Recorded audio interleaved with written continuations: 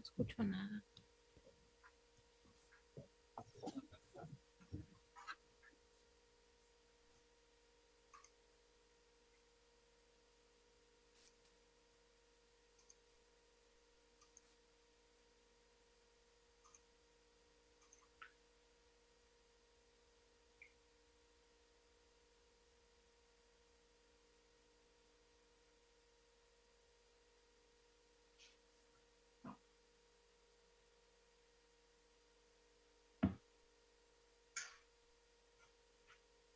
Okay, looks like everybody's here.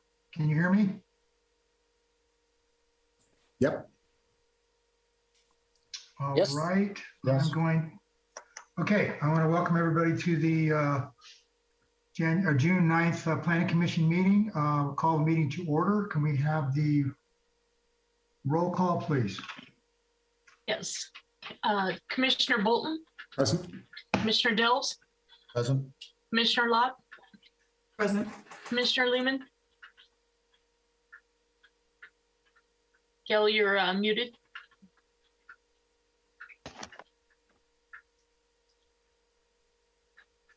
Here.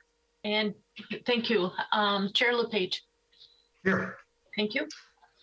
Okay, under the extraordinary business, I'm going to let the director just do a quick review of how to use Zoom for everybody so we get off to a good start. Thank Graham, you. you want to take it? Yeah, thank you, Mr. Chair. Welcome everybody tonight. So as you can tell, we're doing tonight's meeting again on Zoom, virtual platform. The meeting will flow just like it normally would in person. However, it's done virtually. If you're joining us on your computer, when it's time for you to participate, you have a mute and unmute button in the bottom left-hand corner of your screen. If you move your mouse down there, it'll come up. That's how you unmute and mute your microphone. We ask that when you're not speaking, please keep your microphone muted. We can mute you, but it would help us if you just keep yourself muted so we don't have feedback. If you'd like to raise your hand when it comes time for public participation, also in that bottom part of your Zoom screen, there's a button called Reactions. If you click on that, you'll see Raise Hand. We will be able to see that, and people will be called on in order as the hands come up. If you can't figure that out, that's okay. Go ahead and unmute yourself, and we'll make sure you get a chance to speak, but we would appreciate it if you can to raise your hand. If you're just joining us via a phone, whether it's landline or mobile, you have the same features. You can mute and unmute yourself by hitting *6. That's *6 on your phone to unmute. And you can raise your hand by hitting *9. That's *9. So we will, like I said, conduct this in the typical fashion. We'll pause a little bit to make sure that those who are online can participate. And with that, Mr. Chair, I'll turn it back over to you. Thank you. Thank you, Brandon. Okay, we'll continue with our agenda tonight. Okay, the next item on the agenda are the public appearances. Members of the public are entitled to speak on matters of municipal concern, not on the agenda this evening at the public appearances. Comments will be limited to 3 minutes. And does anyone from the public, would anyone from the public like to address the Planning Commission on matters which are not on our agenda tonight?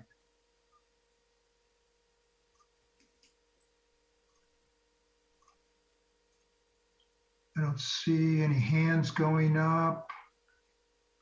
Oh, Mr. Chair, we do have 2 hands. We have Michael Ruffetto and Okay, I'm sorry. Here we go. Okay, Mr. Ruffetto, would you like to go first? Thank you very much, Chair. Good afternoon, Chair LePage and Commission members. We trust you received our most recent letter and thank you for taking time to read it. As mentioned in our letter, we remain frustrated that staff has chosen not to follow the language of Condition of Approval number 8. We hope you can see the application of Condition of Approval number 8 in the Westbrook-Soroyan project. We're disappointed and frustrated after being informed that this project would be on today's agenda.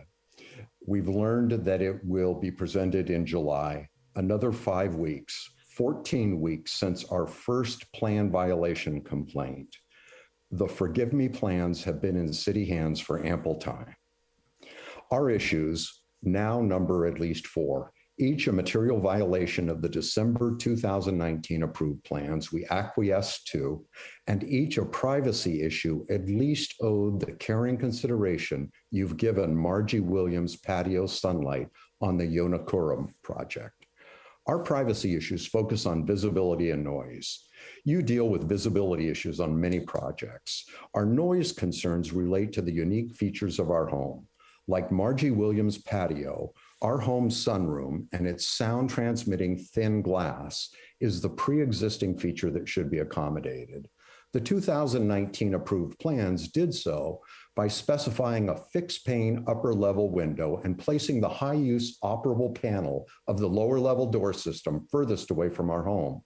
Our privacy concerns were addressed in the December approved plans, therefore no appeal.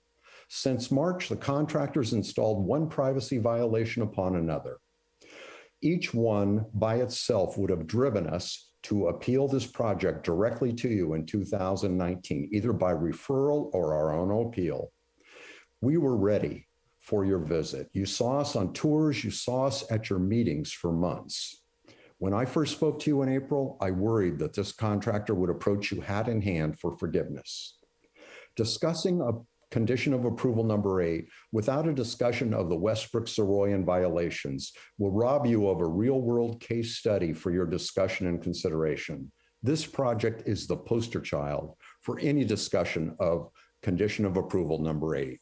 In our letter, we ask you to direct staff to investigate whether this project's become a demolition by city definition based on the actual work being done. It requires an inspection of exterior framing and calculation. Our concern over this issue is tied to the impact of the project's seeming, growing, non-conforming encroachment on the side property line and our future ability to remodel our home.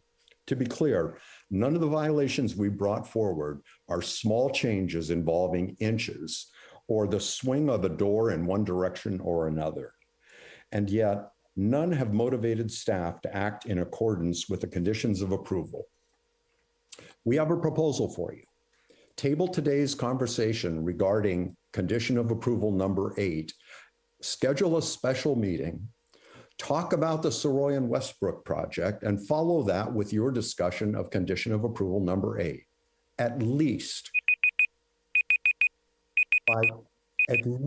schedule table today's discussion of condition of approval number 8 until you've dealt with the Soroyan project at your July meeting. Thank you very much. I'm sorry I went over. Thank you, Mr. Fetto. Okay, the next individual had their hand up. All I see is Nora's iPad, so I don't know your name. Okay.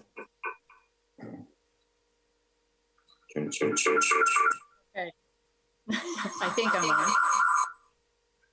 Good afternoon, Chair LePage and commissioners. I will pose a couple of questions to you this afternoon.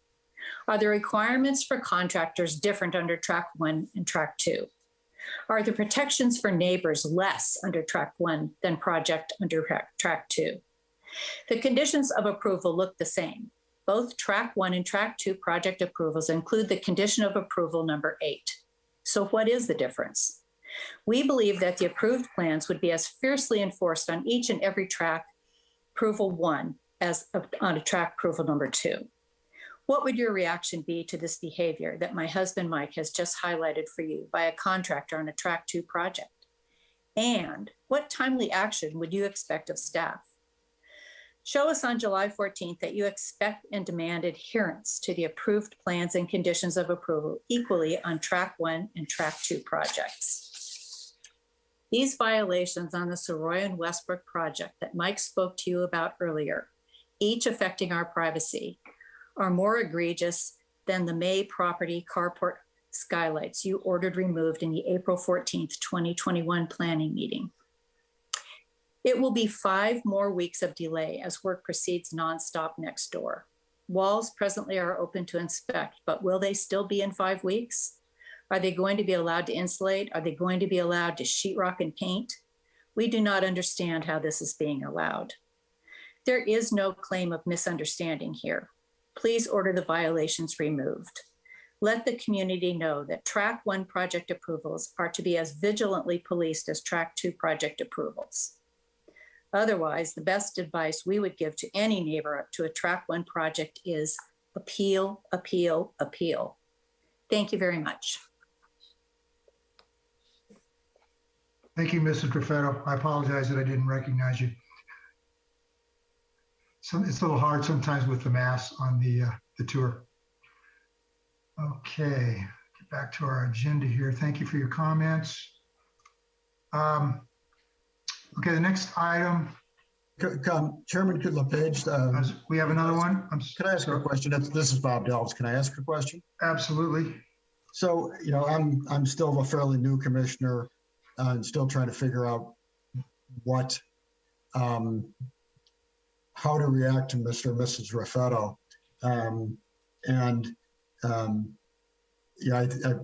I understand that as commissioners, we deal with what's on our agenda, and their matter has not been on our agenda, but Mr. Raffetto has come now before us 3 times in the non-agenda part. And so I'm just looking for some guidance, either Chairman from you or from staff, as to what tools do we have and where does this go? I'll let Director Swanson address that question. Thank you, Mr. Chair. So Commissioner Delves, you're correct. This has not been agendized yet before the Planning Commission. Staff did intend to bring this this month. We were working with the neighboring property because we are requiring them to provide us revised drawings of the work that was done without a permit, which we have stopped work on. We have stopped work on those portions of the project with the clear direction that if any additional work is done on those areas that, like the patio that was mentioned, then we would place a stop work order on the entire project, which is consistent with past practice. And in our estimation is also consistent with the language of the condition. However, what we're working on is getting the correct plans. And so we did receive a submission, and we have been communicating with Mr. Raffetto, and Mr. Raffetto sharing those plans with them so they're aware of what's coming in every time we get a submission from the neighbor, trying to keep them in the loop as much as possible. So we sent an incomplete letter to Mr. Saroyan, letting him know what else we needed to see on there. There was things we felt did not fully represent the work that has been done for the Planning Commission to consider. I believe we now have those plans. And so we will be ready for July to come to the Planning Commission. Just the timing didn't work out for us to be able to put together a full staff report with the resubmitted plans. And so at that point, then the Planning Commission will be asked to consider what portions of unapproved work to keep or remove. There's also work that has not been done yet. For example, changing a roof material that was previously approved. That work has not been done yet, but the applicant will be coming to ask for those approvals at the Planning Commission as well. Obviously, any work that has been done already that the Planning Commission does not approve will be required to be taken out, just like the Community Planning and Building Department enforced with the skylights that were mentioned earlier. So our position still is strong on work that is not approved or not consistent if we don't feel that it has a path to approval. So that's the discussion we'll be having in July with the Commission. Thank you, Director Swanson. I hope that answers Commissioner Dell's question. I think to the extent that you can answer it for me, yes, I think it does. Thank you. I look forward to July. Thanks. Okay, I see Commissioner Locke has her hand up. Yeah, I just wanted to follow up on that a little bit. I'm concerned about the amount of exterior or walls that have been removed, and the concern expressed in Mr. Raffetto's letter regarding whether or not this should actually be considered a demolition versus a remodel.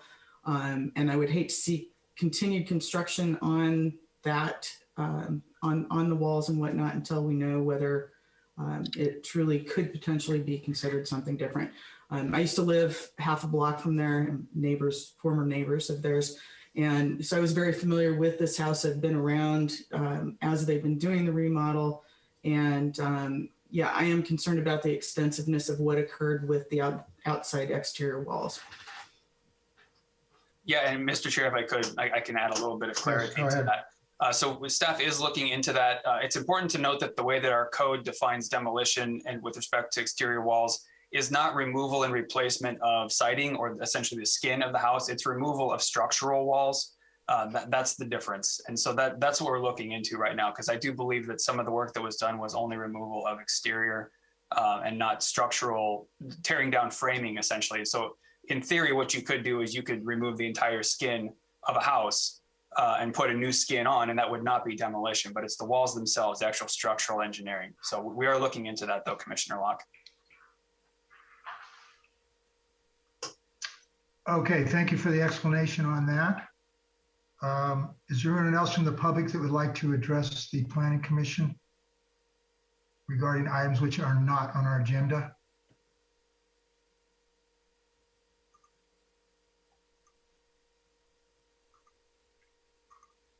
I don't see any hands up. Nobody's speaking up. So I'm going to move on from that portion of our agenda. Okay, the next item on our agenda is the consent agenda. Items on the consent agenda are routine in nature and do not require discussion or independent actions. Members of the commission or the public may ask if an item be considered individually for purposes of commission discussion and or public comment. Unless that is done, one motion is used to adopt the recommended actions. We only have one item on the consent agenda tonight. Those are the Planning Commission meeting minutes from our May 12th meeting. Is there anyone, any of the commissioners or anyone from the public that has questions, corrections about that, or would like that item pulled for further discussion?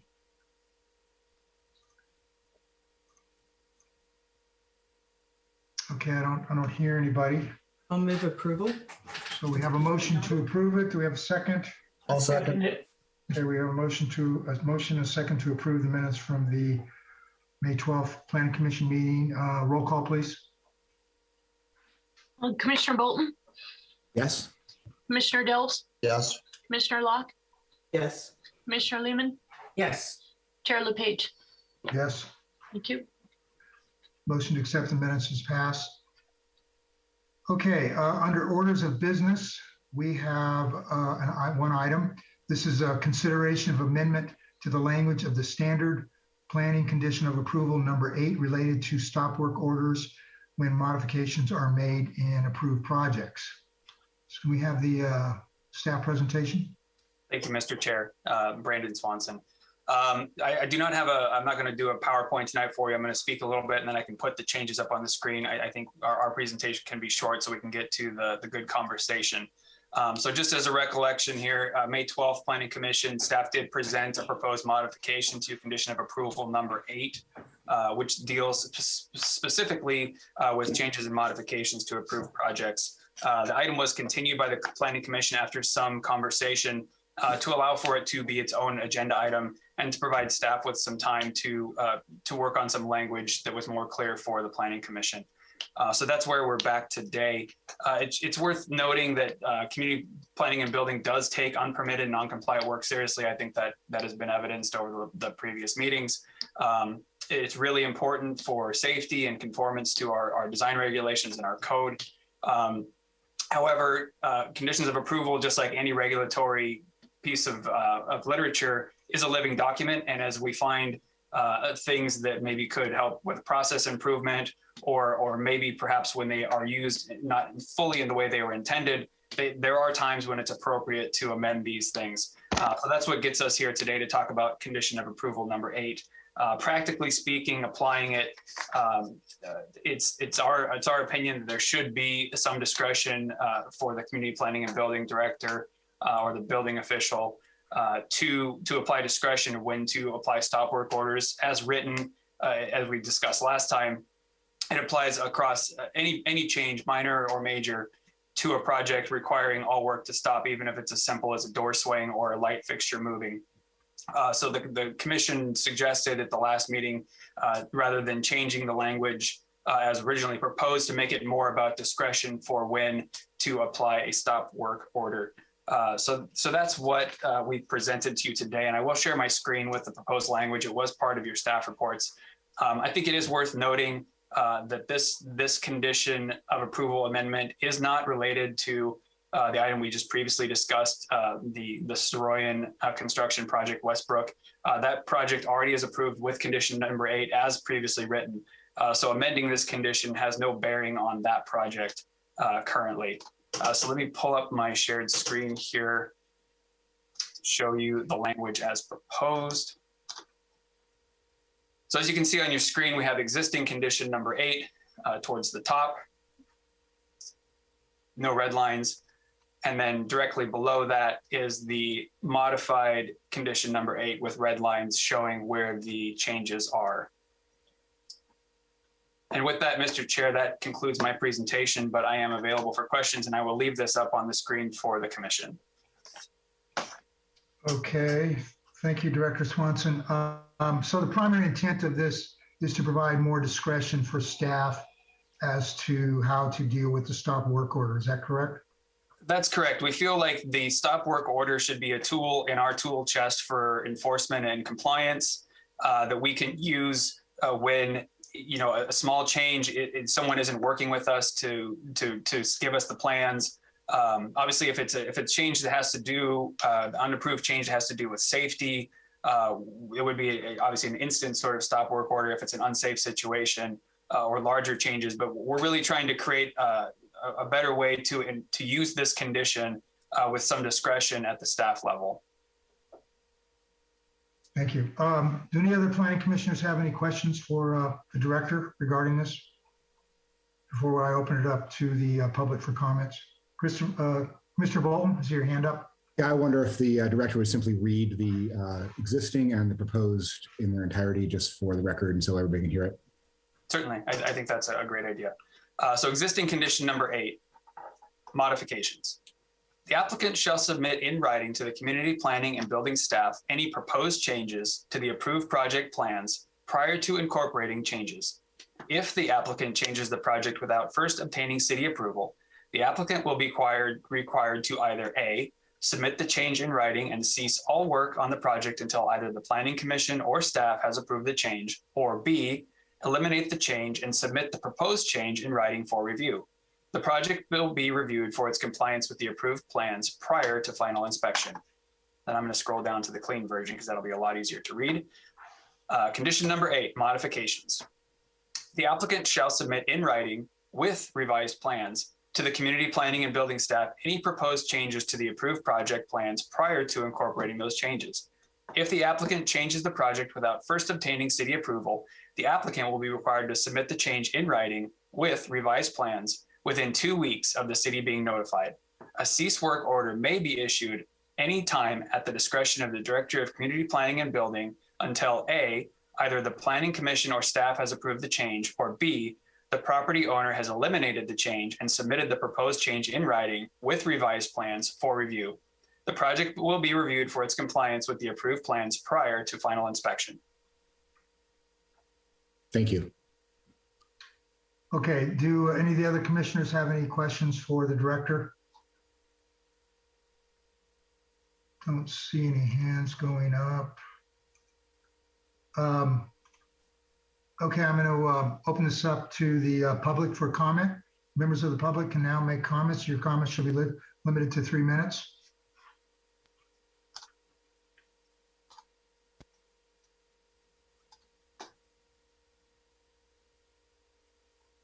I'm sorry. Have your hand up. Is that Mr. Ruffetto? Yes. Okay, Mr. Ruffetto, you have the floor. Thank you. I would so much prefer to be walking Trafalgar Square in London right now, but I'm not. So the reference to the current practice with this condition of approval, unfortunately, if we were looking at the existing language and we were trying to apply it to the Westbrook-Soroyan project, we find ourselves going all the way back to March 29th with a violation of the approved plans, with work that's been completed that not in compliance with the approved plans. And we find the action that's clearly prescribed in the language not being enforced under the condition. 2 weeks later, we find additional work happening with the patio. And again, the language clearly spelled out in the condition of approval is not being implemented. 2 weeks later, the door system below, which moves a door 18 feet. So we're not talking about the movement of the way a door swings one way or the other. We're talking about an 18-foot movement of a door system and still no action. So I fully appreciate the dilemma that Brandon is in here, and I'm not uncomfortable looking for some discretion for the director. But when it comes to issues of privacy and approved plans, our circumstances right now just put us in a different place on this issue. And I hope the planning commissioners can appreciate our perspective on this from where we stand right now. Maybe there's something along the lines of an enumerated list of delegated authority that you allow staff to have in modifying approved plans. But issues of privacy, and I think it's a difficult issue to place in front of planners to make judgment calls on what is a privacy issue and what isn't. Moving the swing of a door from one side to another may be innocent enough, but if there's a light that accompanies the door and suddenly it moves from one side to another, it may in fact suddenly become a privacy issue for the neighbor who had it 6 feet away in one version of the plan. And because the door has moved in its direction, it's now 6 feet closer to them. I'm sorry, I don't need to take any more time. It's a dilemma, and I don't envy you this discussion. Thank you. Thank you, Mr. Fetto. Okay, is there, do we have any other hands up from the public? At this point, I don't see any, Mr. Chair. Yeah, I don't see any either. Okay, I'm going to assume there's no more public comment, and I'm going to close the public discussion, open it up to the commissioners for their comments. Commissioner Locke, would you like to begin? Yeah, I guess I'm supportive of the staff's proposal on this, and that's really my comment. Okay, so you're supportive of giving more discretion to the staff.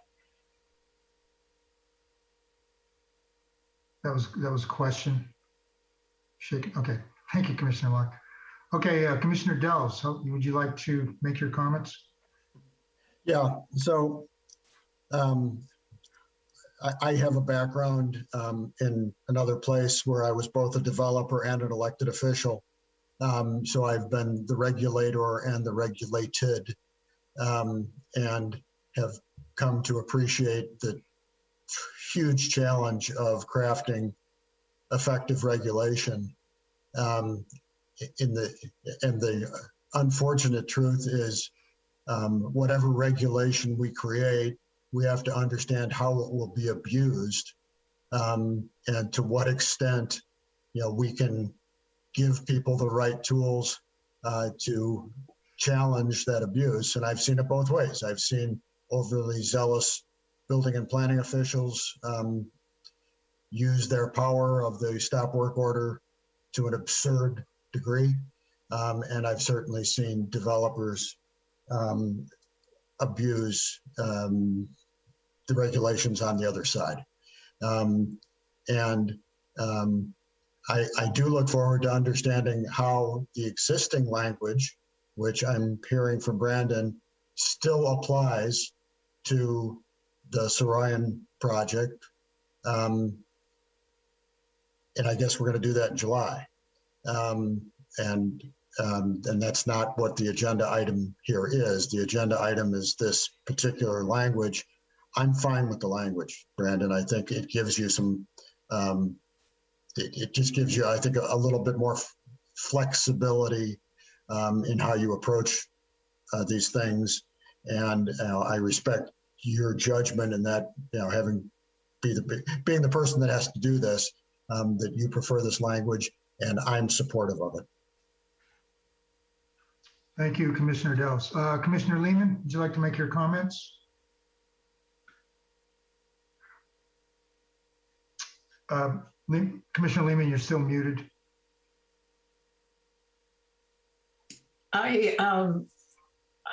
I'd like to support the staff in this as well. I think Director Swanson is crossing all the T's, and I feel some empathy for the homeowners, because I know that the process is unbelievably slow in some cases. But I think all along, Director Swanson is keeping the residents informed and in the loop, and I appreciate that connection, Director Swanson. So July is not that far away; it's already June. So as Commissioner Dell said, I'm on both sides of this as well. And so I know how interminable it can be, and I know how busy the planning department is, and I know that they're down one person. So they're operating at 75% capacity instead of 100% capacity, and so it's slow.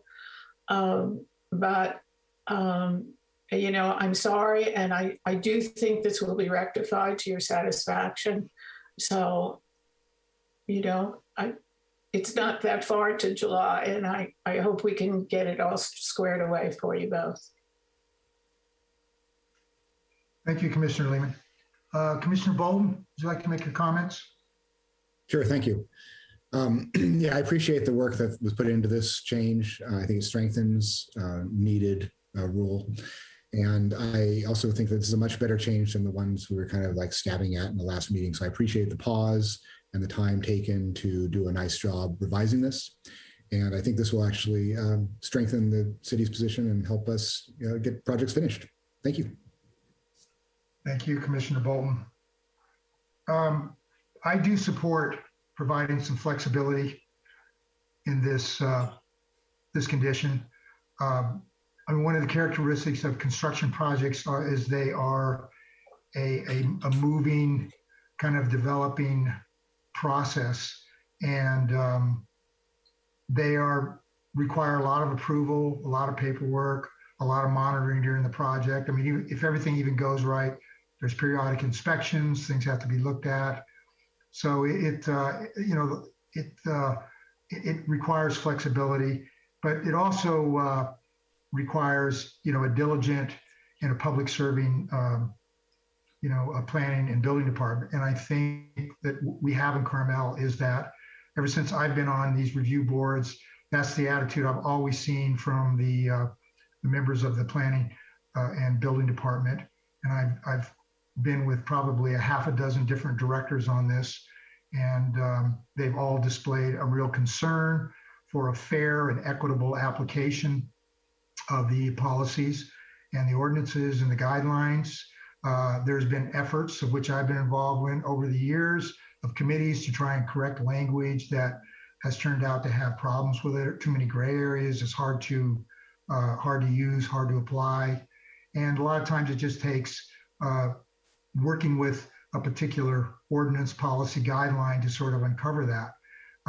I totally understand the frustration that this process can cause for the public, but I do have confidence that our planning and building department is working to try to provide the best service to the public they can. And I think that this case here of the change in the language to special condition 8 helps give discretion and flexibility so that the planning and building department can do that. So having said that, is there any more discussion? As I understood it, we don't need a resolution for this. All we need is a motion to accept the revised language. I believe that's correct. You are correct, Mr. Chair. There is no resolution to adopt here. Okay, so do we have a motion to accept the revised language of condition number 8 as presented by staff?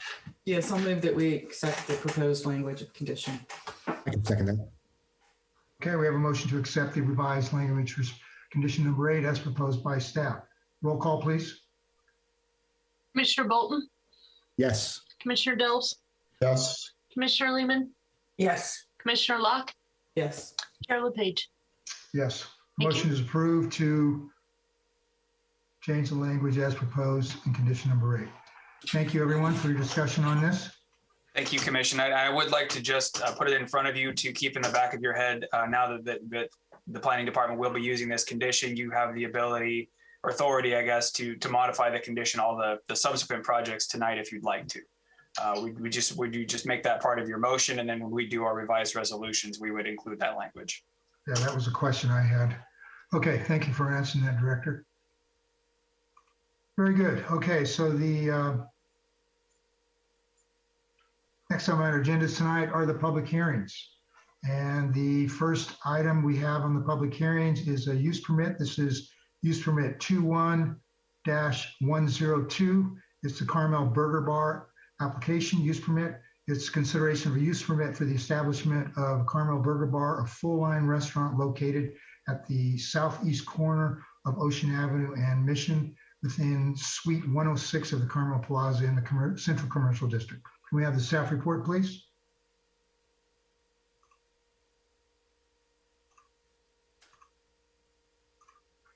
Thank you, Chair LePage. Bear with me just a moment. We can see your screen. Okay.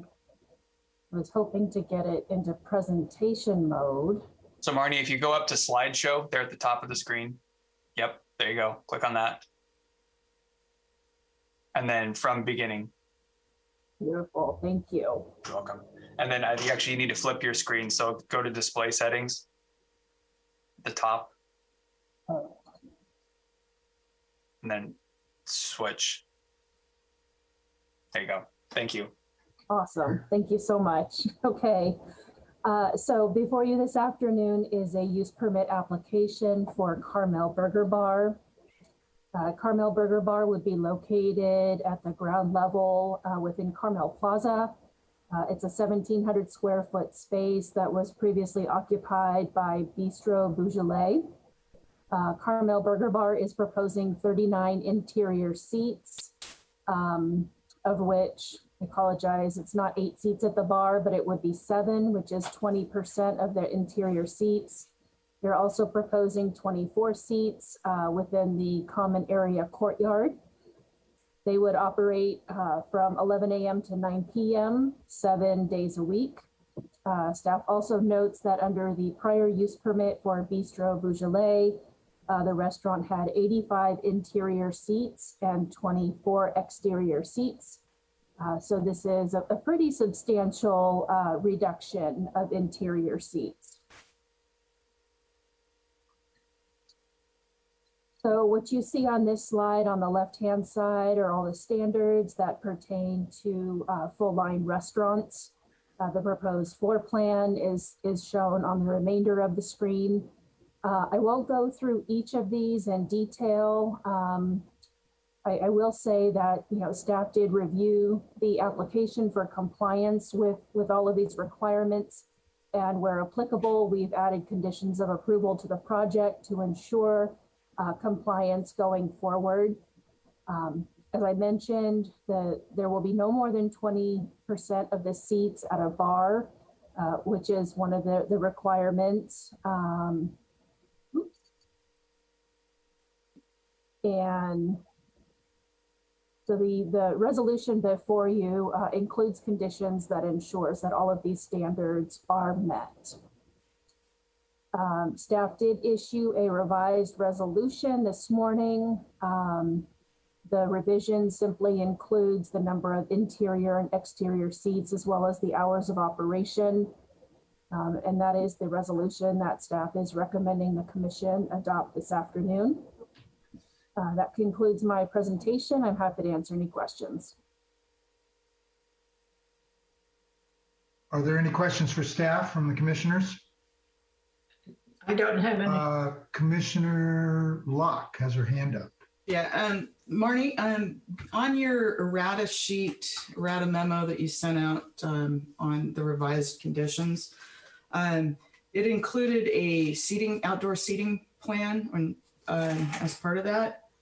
And what I'm seeing on the Burger Bar and also on the Nicolas application, or the resolutions that are proposed for both of those, compared with what the actual outdoor seating plan is, Burger Bar shows 30 outdoor seats, and you're saying it's 24. And I know we haven't gotten to Nicolas yet, but they have 32 shown on their plan and 30 that the resolution covers. So can you answer what is the discrepancy on that? Certainly. So the 24 was based on the site plan that was provided by the architect. I might ask Gail Spear to speak to the site plan prepared for the courtyard level. We certainly do need to kind of resolve what the ultimate number is.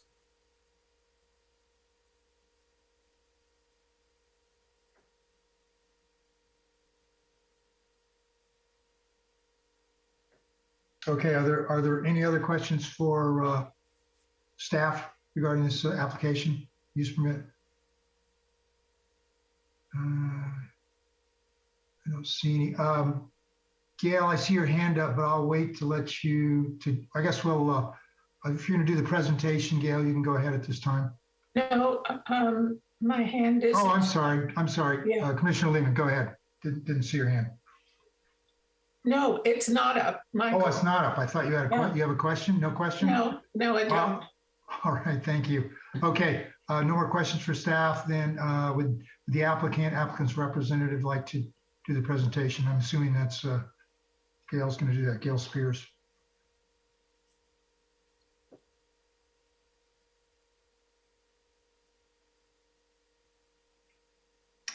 Gail, you're muted. Are you going to be? Well, it's actually, can you hear me? Now I can hear you, yes. Okay. All right. So the formal presentation is actually going to be made by the architect, but because there was a question about the outdoor patio seating, that's why I raised my hand. Okay. So in actuality, we internally prepared a site lease plan for our purposes in organizing the patio seating for both Carmel Burger Bar and for Nicolas. And it was based on what we saw as the physical space that they would be able to use. Bistro Beaujolais actually had more seats out in the patio prior to. They had, I believe it was 60 on the inside and 30 on the outside. And so we see that as a potential. There's also some fixed lighting, excuse me, not fixed lighting, but fixed gas heaters. And so those have to be figured out and placed. And so that may have an impact on how the seating is laid out. The other part of this is that when it was Bistro Beaujolais, they were using our furniture, and our furniture has round tables, which does not maximize the space. And so this tenant will be providing their own furniture. And so that I think will have an impact on it. Same with Nicolas. The furniture that we placed, I mean, it was for our own internal purposes, but I really offered it up to Marnie so that she would have placement of this furniture. And they, again, would probably place theirs differently than what I did. I'm not an architect, but I was trying to be helpful. Thank you, Gail. Okay, as I understand it, the seating will be determined as per the use permit. But we can have some further discussion about that. Okay, is the architect here would like to do the presentation for this application to the Planning Commission? Hi, this is Vita talking. I'm representing the architect of Restaurant Design Concepts. Okay, go. I didn't necessarily prepare a presentation. I guess it's my first time doing one of these, so I'm not really sure. Should I just go through the drawings? Well, you can. You have 3 minutes. If you need 5, you can use that. But typically, we give 5 minutes to applicants with rebuttal time. If the applicant, but you don't have to do an extended one. It's up to you how you want to use that time. So go ahead. Okay. Yeah. Well, I'm going to share my screen. I'll just present the. Let's see how I can do this.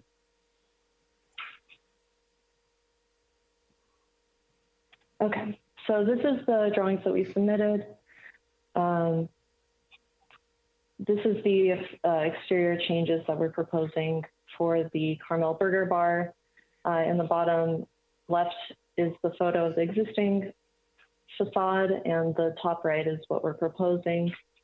And then the layout, we are relocating the bar. It used to be right at the front entrance, and we're moving it back deeper into the space with a revised seating layout that was discussed earlier. And I'm open to any questions. Yeah, just one comment. We're not reviewing the exterior changes tonight, as I understand it. That will be done at staff level using the pre-approved guidelines for the plaza. So are there any questions for the architect's representative from the commissioners? Everybody I see shaking their head no. Don't see any hands up. Okay, thank you. Thank you.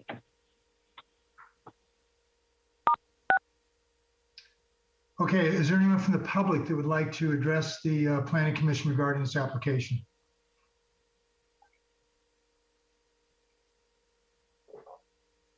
So we still have her screen up. Is there a way? There we go. Okay, there it goes. All right, now I can see everybody, I think. I don't see any hands up. Anybody trying to call in? David Elliott, mobile. Oh, here's John. Did you want to make some comments? John McCormick? No. Okay. All right. Thank you. Was there somebody else said something about making comments? I heard something.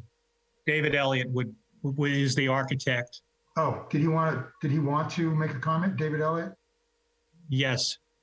Okay, Mr. Elliott, you have the floor. I did not make a comment on this project. I'm the architect for the following project. So I'll wait for that. You're the following project. Oh, correct. Oh, right. Then never mind. Okay, I'm going to close the public comments for this application, opened up to the commissioners for their comments. Commissioner Bolton, would you like to begin? Yeah, I don't have a whole lot to say about this one. I think it's de-intensification of the use, so I support it. Okay, thank you, Commissioner Bolton. Commissioner Delves? Support it, have nothing to add. Okay, thank you, Commissioner Delves. Commissioner Lehman? Yes, I think this will be a nice addition to the plaza, and it's nice to have a hamburger place. And I was glad to see fish on their hamburger menu. So, you know, I think there'll be quite a few people that will enjoy the place, and I hope it's well run and is able to sustain here. So good luck to them. Thank you, Commissioner Lehman. Commissioner Locke? I have nothing further to add. I'm supportive of this project. And all the commissioners are okay with the specifics of the use permit, the hours of operation, everything like that? Nobody has any concerns about that? Okay. Right. Okay, we do have a resolution for this project. I don't have it open yet. Get that open. Take a look at that. Just give me a second here.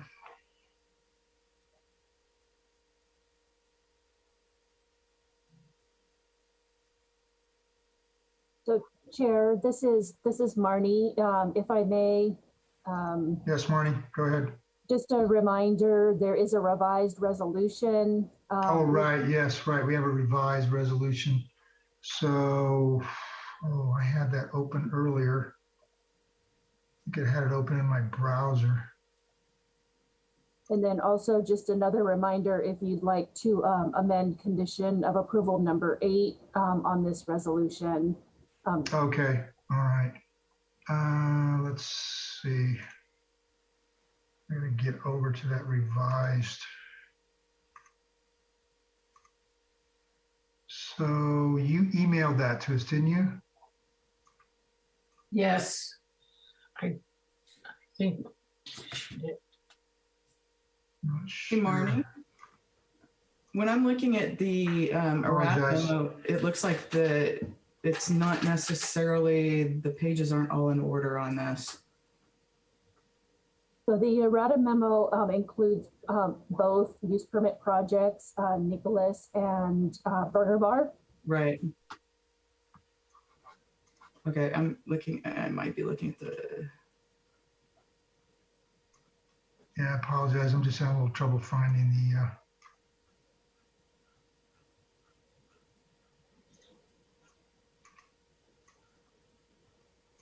yeah, I'm sorry. I just can't locate it. So you have that up, Commissioner Locke? Yes, I do, but I'm looking at what was provided to us, and it goes from page 2, page 3 of 6 has conditions, standard conditions 1 through 5, and then goes to condition 14. So I don't think it was, and then, or is that just the conditions that are applicable in this case? Have any comments on that, Marnie? Yeah, I apologize. I think it's just the formatting of the numbering somehow Okay. is off, but starting on page 9 of the errata memo is the full resolution. I will correct the numbering. And so here, condition number 5 is actually the modifications that we've been referring to as condition number 8. My apologies. Okay, so the revised condition of approval resolution has, the revised resolution has the change. The primary change was the change in the seating. Is that correct, Marty? Correct. So 2 conditions of approval were added at the very end of the resolution: number of seats and hours of operation. Okay, and then we also, if we want to approve this, we should include the revised condition of approval for number 8. For number 5 in this resolution. It's number 5 in this case. Correct. Can we make this a little more confusing? So, Commissioner Locke, would you like to make I will a be motion for this? Yes. I move that we adopt that we approve the use permit for the establishment of the Carmel Burger Bar in the Carmel Plaza, Suite 106. And that we adopt the revised resolution that was provided earlier today with a modification to condition number 5 to match action previously taken this evening to change that language. And I believe that's all I need to say on that. Okay, so we have a motion. Do we have a second? Yes, I second that. Okay, a motion to accept the revised conditions of approval, resolution with the revision with the addition of the condition of approval number 5 as previously approved this evening. Is there any more discussion on this? Okay, hearing none, a roll call, please. Yes, Commissioner Bolton, Yes. Commissioner Dells, Yes. Commissioner Lehman, Yes. Commissioner Locke, Yes. Chair LePage. Yes. Thank you. Okay, the motion is carried. Get back to the agenda here. Thank you, everyone. Okay, the next item on the public hearings tonight is another use permit. This is a UP 21-102. Why do we have the same number on both use permits? Anyway, so this is for consideration for use permit for the establishment of, this is Nicolas, a full-line restaurant located in the southeast corner of Ocean Avenue and Mission. This is Suite 111 of Carmel Plaza in the Central Commercial District. Can we have the staff report, please?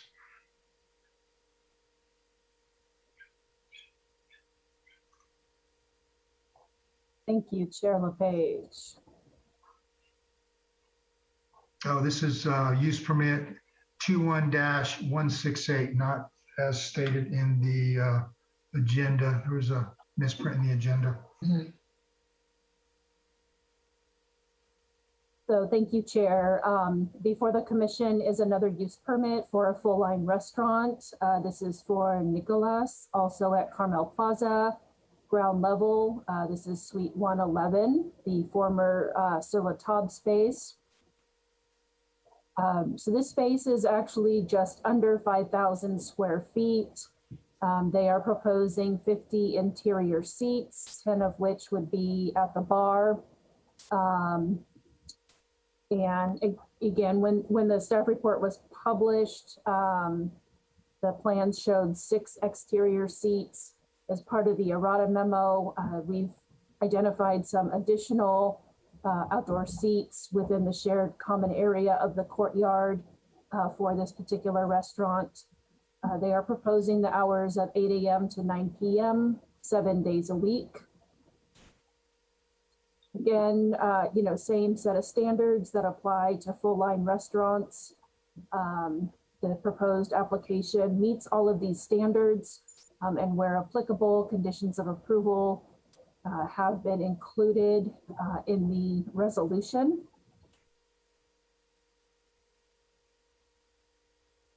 And just one other clarification from the staff report. I had indicated there was only 1 restroom when in fact there are 2. So I just wanted to make that clarification. And with that, I'd like to play a video that the applicant provided to us that shows how the space will be laid out. And I'm hoping this will work.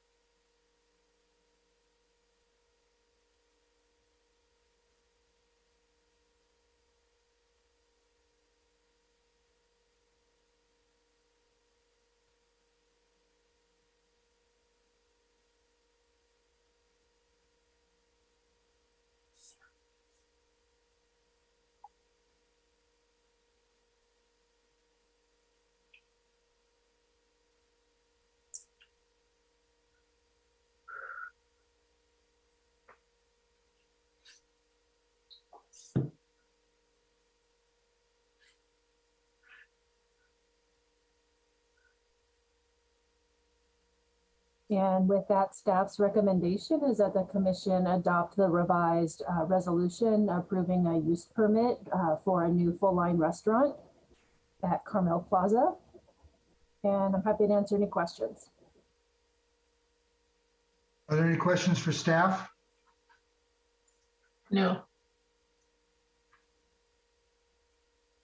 No questions to the commissioners? It was a nice video, but life goes better with a soundtrack. All right, would the applicant like to make their presentation to the commission regarding this application?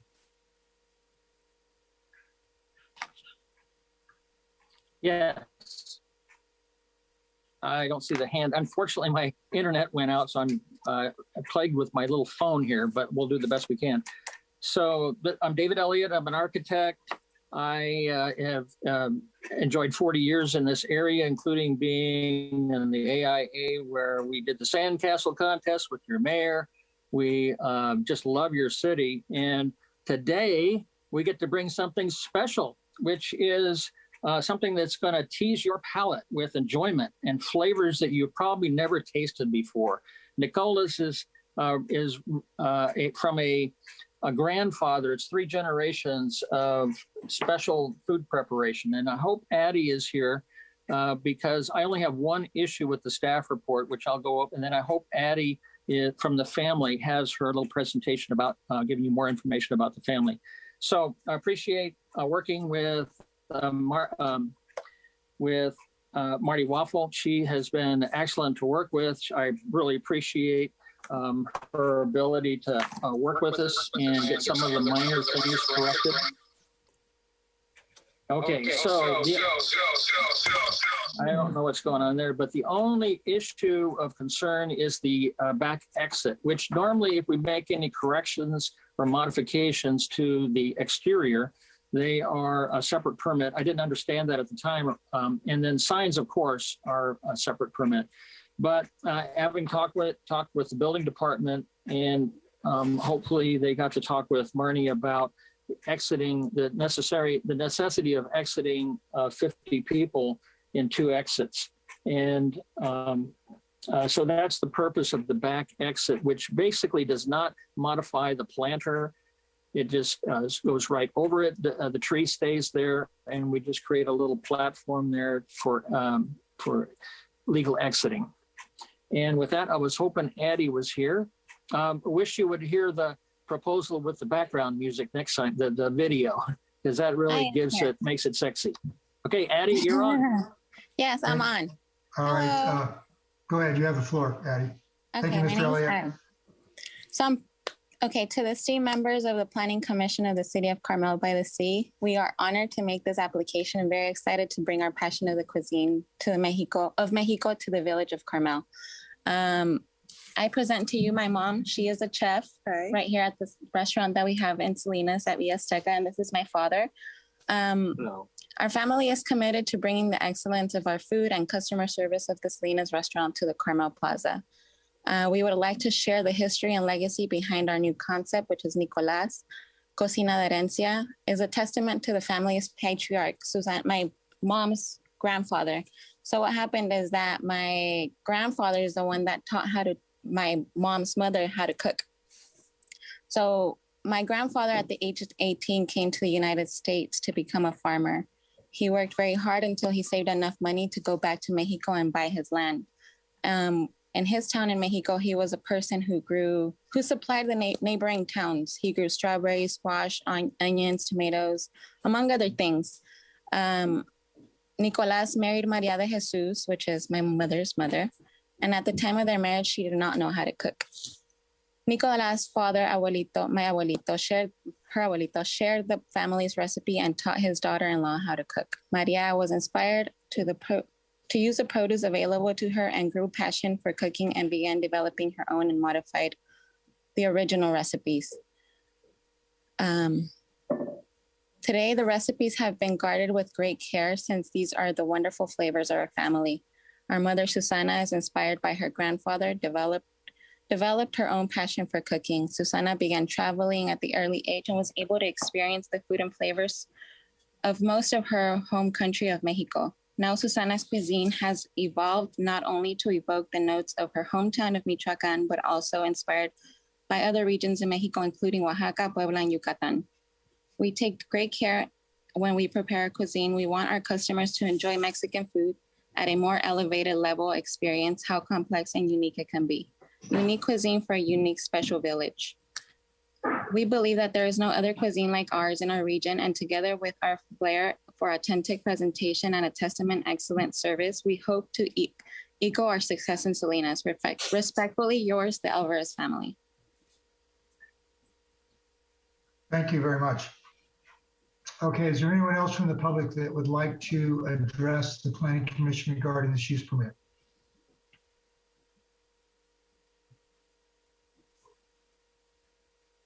I don't see any hands up. Okay, do the commissioners have any questions for the applicant? Okay, I'm going to close the public comments, open it up to the commission for their comments. Commissioner Lehman, would you like to begin? Sure, I'm happy to. Again, am very pleased at the variety in the menu. I'm thrilled that this is a family with generations of experience in cooking, and again, I wish them the best of luck and hope they can sustain their restaurant here for many years. So. Thank you, Commissioner Lehman. Commissioner Locke, would you make some comments? I'll echo Commissioner Lehman's comments on that. And also, I appreciate the video. Thank you, David Elliott. And, that was very interesting. Can't wait to be a customer. Looking forward to it. So I think it looks like a great project. Thank you. Commissioner Dells, would you like to make some comments? I have nothing to add. I'm fully supportive. Thank you, Commissioner Dells. And Commissioner Bolton? Yeah, thank you. I support this project. I'm also very pleased to see a local family opening a new restaurant in our town. And so I'm excited to try it. Thank you. Thank you, Commissioner Bolton. Yes, I looked over the menu and I was really quite taken in by it. I've traveled a lot in Mexico and tried a lot of the different cuisines, and I thought the menu was totally inspired. And your video was very nice too. It looks like a really nice addition to our dining here in Carmel. So having said that, get the resolution up here. Take a look at that.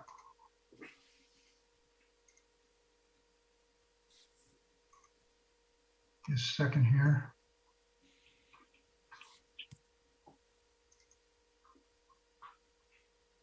Oh, so we have the errata, excuse me, we got to go with the errata resolution. I did open that. Hopefully it opened up. Let's see.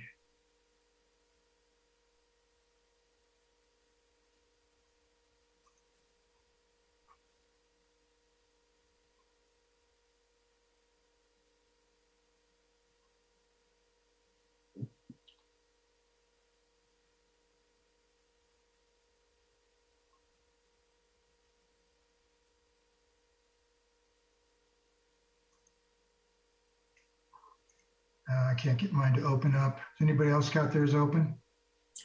I have the I have it open, but I don't have the errata resolution.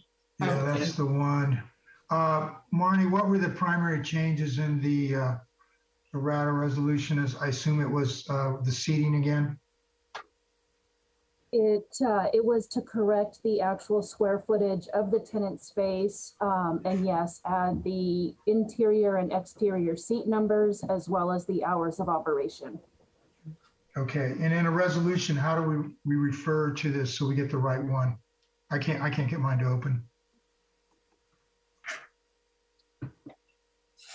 Is it enough just to refer to the errata or the revised resolution? Yeah, so Mr. Chair, if I could, I would just suggest that whoever the maker of the motion is, move staff's recommendation as amended by the errata memo that was sent out on today's date. Okay, who would like to make that motion? I see Commissioner Locke has her hand up. Yeah, let me go ahead and make that motion since I made the last one because it has exactly the same numbering issue as previously. Yeah, we'll move approval of use permit for the establishment of Nicolas full service restaurant in Suite 111 of the Carmel Plaza, following the staff recommendation and errata memo provided to us earlier today that specified the number of seating and corrected square footage. Can second that. And do we need to add any language about the change to the and condition number 5 matching previously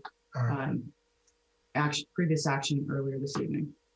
Okay, I assume your second stands, Commissioner Bolton. Absolutely. Okay, we have a motion to accept the revised errata memo as per staff with the addition of condition number 5 revised. Any more discussion? Hearing none, roll call, please. Commissioner Bolton, Yes. Commissioner Delbs, Yes. Commissioner Lehman, Yes. Commissioner Locke, Yes. Chair LePage. Yes, thank you. Motion is carried. Thank you very much. Wish you the best of luck on your restaurant. I look forward to dining there. Thank you. Okay, the next item on the public hearings tonight is a design study. This is DS 21-136, Esperanza Carmel's consideration of a concept design study, which includes the merger of 2 lots, demolition of a 1,802 square foot single family dwelling, and construction of a 517 square foot detached guest house and in-ground swimming pool. Proposed project is located on Scenic Road 3 and 4 South, east of 9th Avenue in single family R1 zone and the park overlay, beach riparian overlay, and the appeal geodesic zoning. Can we have the staff report, please? Thank you, Chair and members of the Planning Commission. So the subject site is made up of 2 4,000 square foot lots, Lot 6 and Lot 7. Lot 6 consists of a 1,802 square foot residence that is proposed for demolition. On Lot 6, it's a 517 square foot guest house is proposed to be constructed, as well as a new in-ground swimming pool, landscape changes, and site coverage changes. Lot 7 has an existing 2,112 square foot residence, which is proposed to remain exactly as is. The only changes to that lot are proposed landscape changes as well as some site coverage changes. Together, the existing lots consist of 3,914 square feet of site coverage, floor area improvements. Those are the 2 residences, and then the proposed total would result in 2,629 square feet of floor area improvements. The lots are proposed to be merged as part of the project, and this would become one formal lot of record. There is a previously approved design study approved for Lot 6. That was DS 19-149, and there is an associated building permit with that project. That building permit has not been issued. It has been submitted and is currently in review, however, is active and in good standing. Should this project receive final approval, staff is recommending a condition of approval be applied to the project that would require that building permit 20-334, be withdrawn within the 10-day appeal period. So we would not have 2 building permits floating around. This would supersede the previously approved project. Just as a bit of background, the project site has gone through multiple versions and various proposals. Starting in July of 2019, a proposal to merge the 2 subject sites and construct a new single-family residence with above-ground swimming pool was proposed. That project also consisted of a proposal for an underground tunnel connecting the property immediately to the north. That project was not supported by the Planning Commission, and the Commission gave direction to the applicant to come back with a new proposal. A little later that year in December, an alternative proposal was proposed that would merge the lot immediately to the north with Lot 6. and the proposed construction of an ADU was proposed, also containing an underground tunnel with an indoor swimming pool. That project received a little more support. However, there were some issues with the development standards. And then in March 2020, the project that was approved was considered by the Planning Commission. That consisted of a single family residence on a single lot of record with an indoor swimming pool. So in considering a recommendation, staff really did struggle in regard to preparing a resolution recommendation.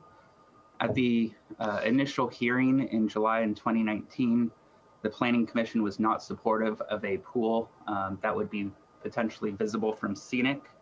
The commission made statements, I'm paraphrasing, but were concerned regarding the visibility, stated that the visibility of the pool is inappropriate, felt the pool would attract too much attention, and recommended that the pool should be screened by a structure. The applicant has taken a number of steps to try to minimize the impacts and address the commission's concerns. For example, they have relocated the proposed screening fence higher up on the site. Previously, it was located at the property line. Now it is located beyond the 15-foot front setback and higher up on the slope.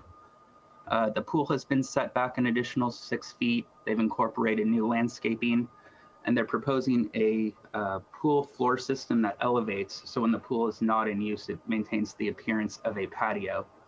According to the applicant, this will be its normal configuration, and it will only be used, appear to be a pool when the pool is in use. And all other times the pool floor will be elevated.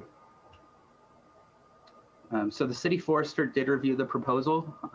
There are 2 significant Monterey cypress trees that had the potential to be impacted by the project.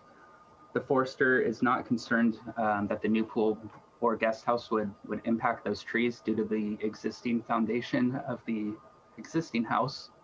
However, they have recommended retaining a consulting arborist to monitor the site during excavation, and they've also recommended a fungicide application.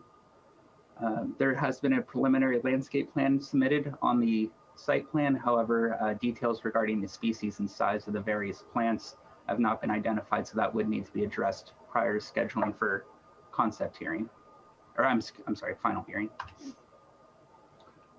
Staff has not identified any privacy or view impacts. The proposed guest house is 12 feet 3 inches and is well below the 18-foot height limit.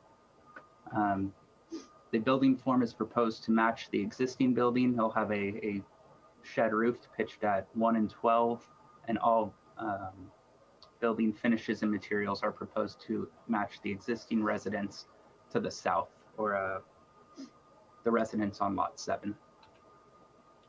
So staff's recommendation is to adopt a resolution accepting a concept design study as described on the screen. And that concludes my presentation. I'd be happy to answer any questions. Are there questions for staff?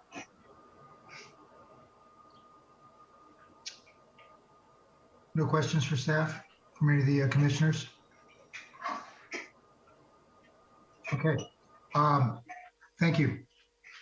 Evan, would the applicant like to make their presentation to the commission at this time? I believe June Solano, he's here. He's the architect.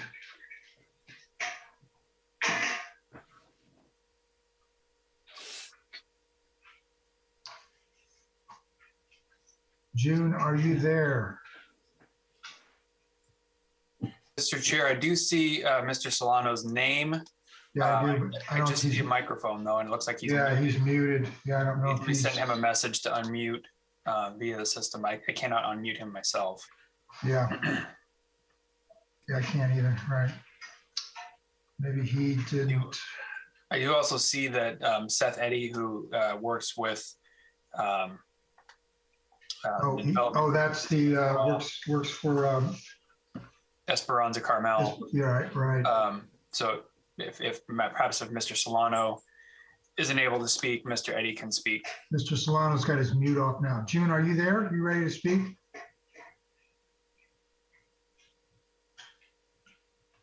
They both have their mutes off. Can we turn the mutes on and off, or do they have to do that? We cannot turn them off. We can only turn them on. So I did Oh, send you turned them on. You turned them Yeah. on. Okay, I didn't know. Let me just see if June's going to speak. I'm expecting him to give a presentation. Give me 1 second. If not, I can present. But give me 1 second, please. Yes.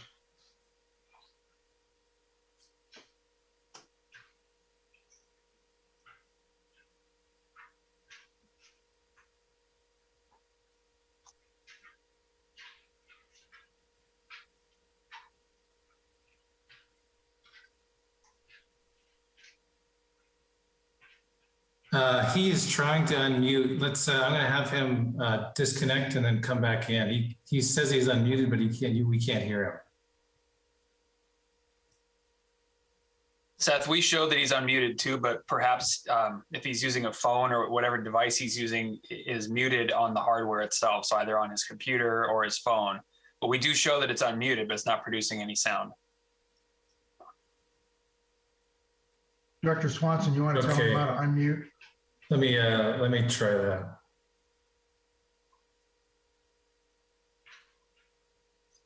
Yeah, I believe, Mr. Chair, I do believe that he is unmuted. I think he's having a hardware issue because we can see on our screen that he's unmuted. Yeah, he logged out now. I guess he's going to try and log back in. Mm-hmm.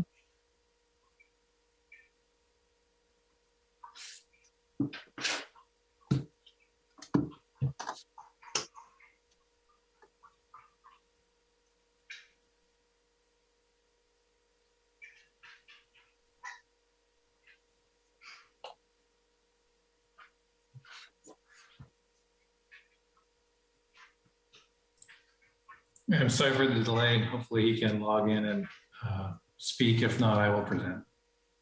Were you planning on speaking, Mr. Eddy?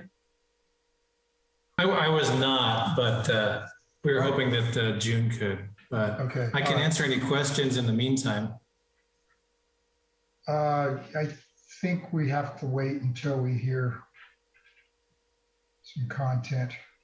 Unless any of the commissioners have any questions. Do any commissioners have any initial questions for Mr. Eddy? No, I'd like to hear the presentation first. Okay.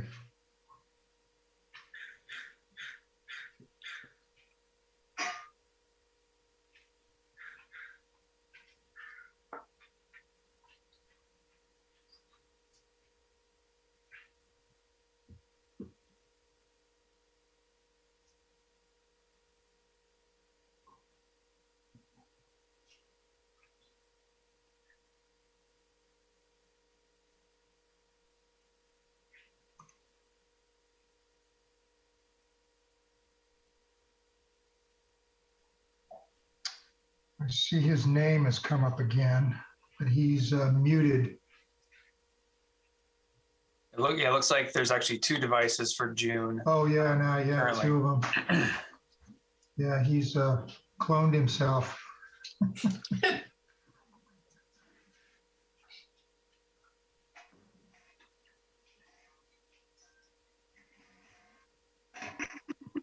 Okay. Is this better? Yeah, Yes. but you need to Okay. you need to mute one of your devices.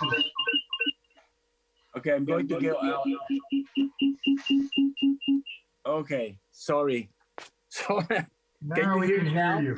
Yeah, we can hear you now, June. Go ahead. Okay, sorry about that. I don't know what went wrong, but anyway, I was trying to share screen as well, but I think, first of all, thank you, planning staff. Good afternoon, commissioners. I think Evan gave a very good presentation and kind of gave a historic background on the project.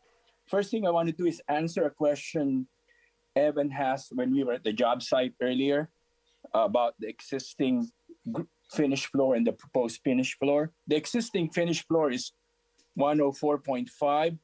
Our proposed project is 105.5. So it'll be a foot higher in the back, but it will slope down towards scenic. I just want to highlight a few things that makes it a bit different, or this particular proposal a bit different from the previous proposal. One major factor with this proposal compared to the July 2019 proposal is the neighbors that are very concerned with the project has now fully supported us. Paula, neighbor in the rear, and Kathy Bang, neighbor to the south. They both sent recommendations of approval. So I think that's major difference that you can see with the previous project. The other difference is this particular project is now a reduced scope and downsized project. We are building a guest house, no basement. We have a pool that sits in the middle of the property, so there will be less impact to neighboring properties. As presented by Evan, this is a unique technology for the terrace with a descending pool. This is something that I think in the previous presentation we were using, especially with the project that has been approved for this lot. So we're using the same technology. And then as Evan mentioned, the pool will only be activated when in use. Other than that, it will just be a regular terrace. The other thing is, as Evan mentioned, the fencing that we're going to provide and the landscaping we're providing, we raised up higher on the property that it's uphill of scenic. So it's in a topography that's higher, which means we start higher, that totally screens the pool from scenic road. There's no access from scenic road.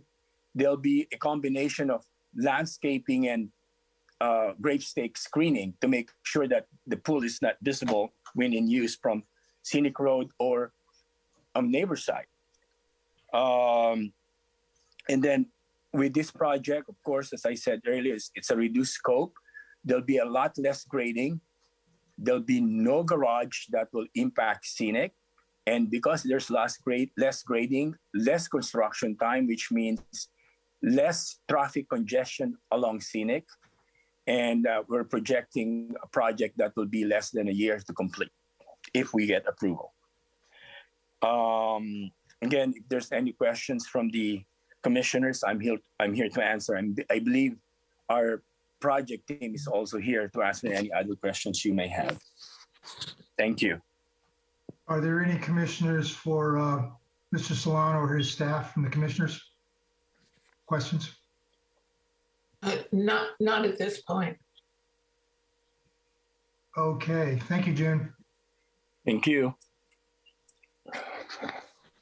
Okay, are there any members of the public that would like to make comments to the Planning Commission regarding this application?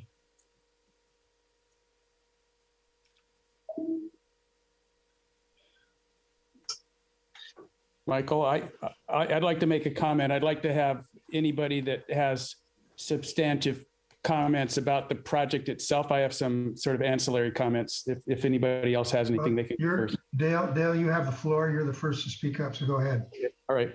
So this is sort of an unusual comment, but I'm representing Carmel Cares here. As probably most of you know, I've done a number of projects in Carmel-by-the-Sea. I just finished doing 2 with June, actually. And rather than do more projects like I've been doing, my wife and I and some of the people at Carmel Cares and our board have chosen to attempt to assist the city with some of the underutilized properties like the Scout House, which I've spoken at this council meeting before, Vista Lobos and others. We also have a lot of projects we're doing around town that require plants and other things. So when I looked at the property today, I noticed there are lots of cabinets, there are lots of stones, a lot of which is going to be demolished, if not all of it. And I've sort of took first dibs at, I'm going to ask around and see if some of that might be usable on the projects that we hope to get involved with. We've also had the opportunity with some other projects to, if we see that there's really high quality fill dirt, and my San Antonio project had unbelievably high quality fill dirt, and this is very close, that we could actually short circuit this project in terms of annoyance to the neighbors and to our projects that we do on scenic as well by storing as much dirt as we can use for fill dirt. We use it for berms, for trees, all kinds of things.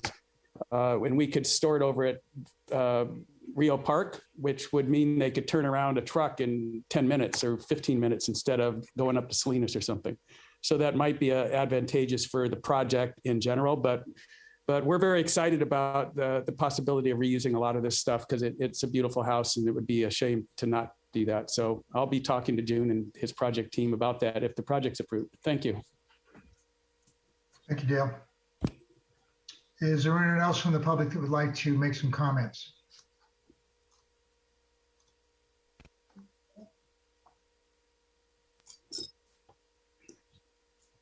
I don't see any hands going up.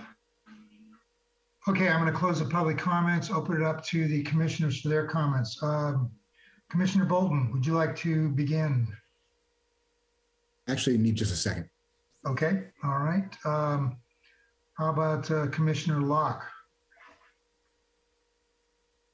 Sure, I'll start. Well, to begin with, I'm sorry to see such a beautiful house. Well, beautiful interior pieces torn down, but I also can appreciate and Dale that maybe reused and put into other use. This project to me is a vast improvement over 2 projects ago where we had the swimming pool, we had the concern about visibility from the street. And I think the biggest game changer for me is the fact that it has the rising floor and will not be a swimming pool when it's not actually in use. So if you can think about the project as being a guest house, a very small, modest guest house at the back of the property with a large patio area, which is actually this subsurface pool, it's much more palatable than it was when it first came to the Planning Commission.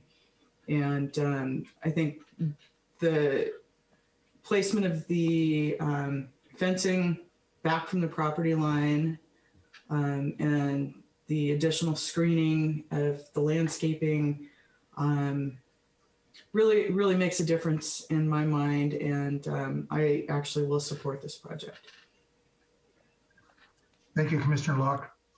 Commissioner Lehman, you have some comments? Yeah, I'm still a little bit torn by this. I initially, when I saw the new drawings and the new proposal, I was pleased that there was some willingness to pull the project back away from Scenic Drive, and I think that's a positive. I think that the guest house that they're building, or the pool house, whatever one wants to call it, is fine. It's not going to be. It will be almost non-visible from Scenic Drive. I think if they do the fence, it definitely should be a 6-foot fence so that it could screen the pool. I do have one question as to why they were, and I guess June, I need you to answer this one, Mr. Eddy. If they were amenable to the indoor pool, would they still be amenable to the indoor pool? I don't know if they're aware that this is not the climate that we get on the Mediterranean. Even though we're in essence a Mediterranean climate, it's not, we never really get that warm. And a pool's pretty cold. So, but no matter how much you heat it, it's not a hot tub.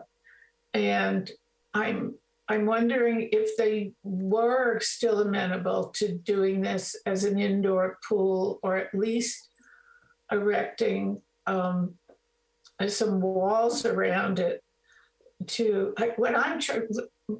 Let me explain where my thought is. I'm assuming this might be used from the rare times that the Pastor family is here and they would use it for their family and guests. But I'm concerned it's going to be a vacation rental and there's not going to be any way to supervise it because the owners don't live here. And I think the noise level and the reputation of a potential party house on Scenic could get to be really uncomfortable for those of us who live here and kind of like a different lifestyle. So I am still hoping that they would agree to somehow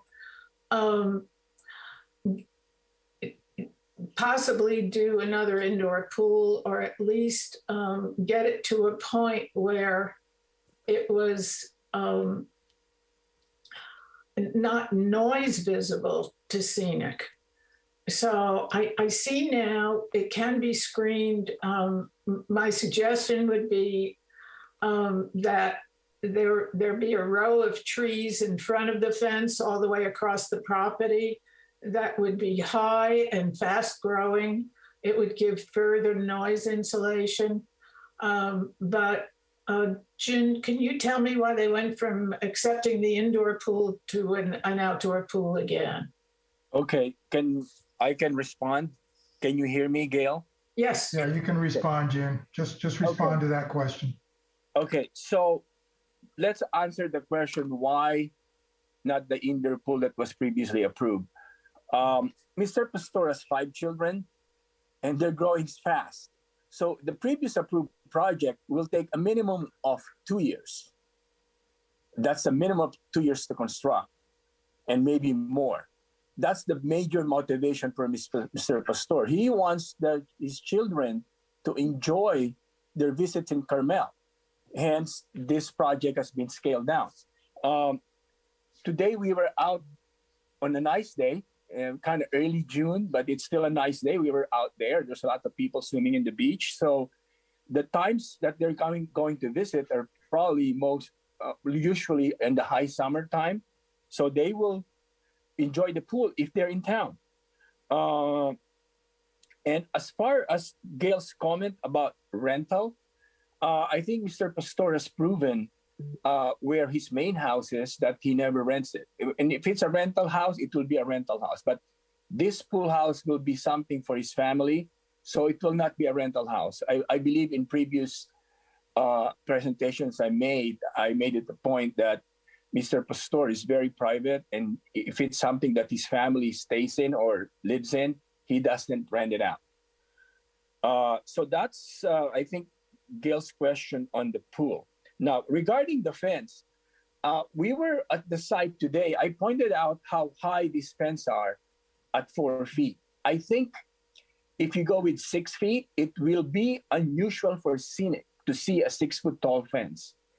I would suggest that landscape techniques will be a better approach to screen the pool.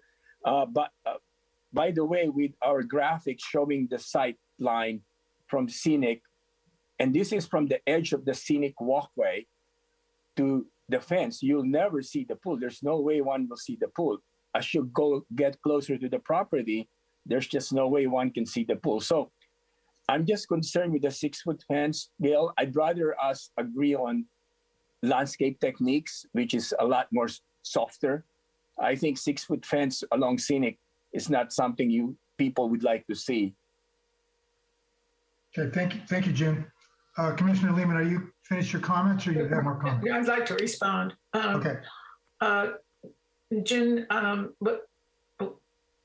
my feeling about the fence is that it needs to serve as a sound barrier.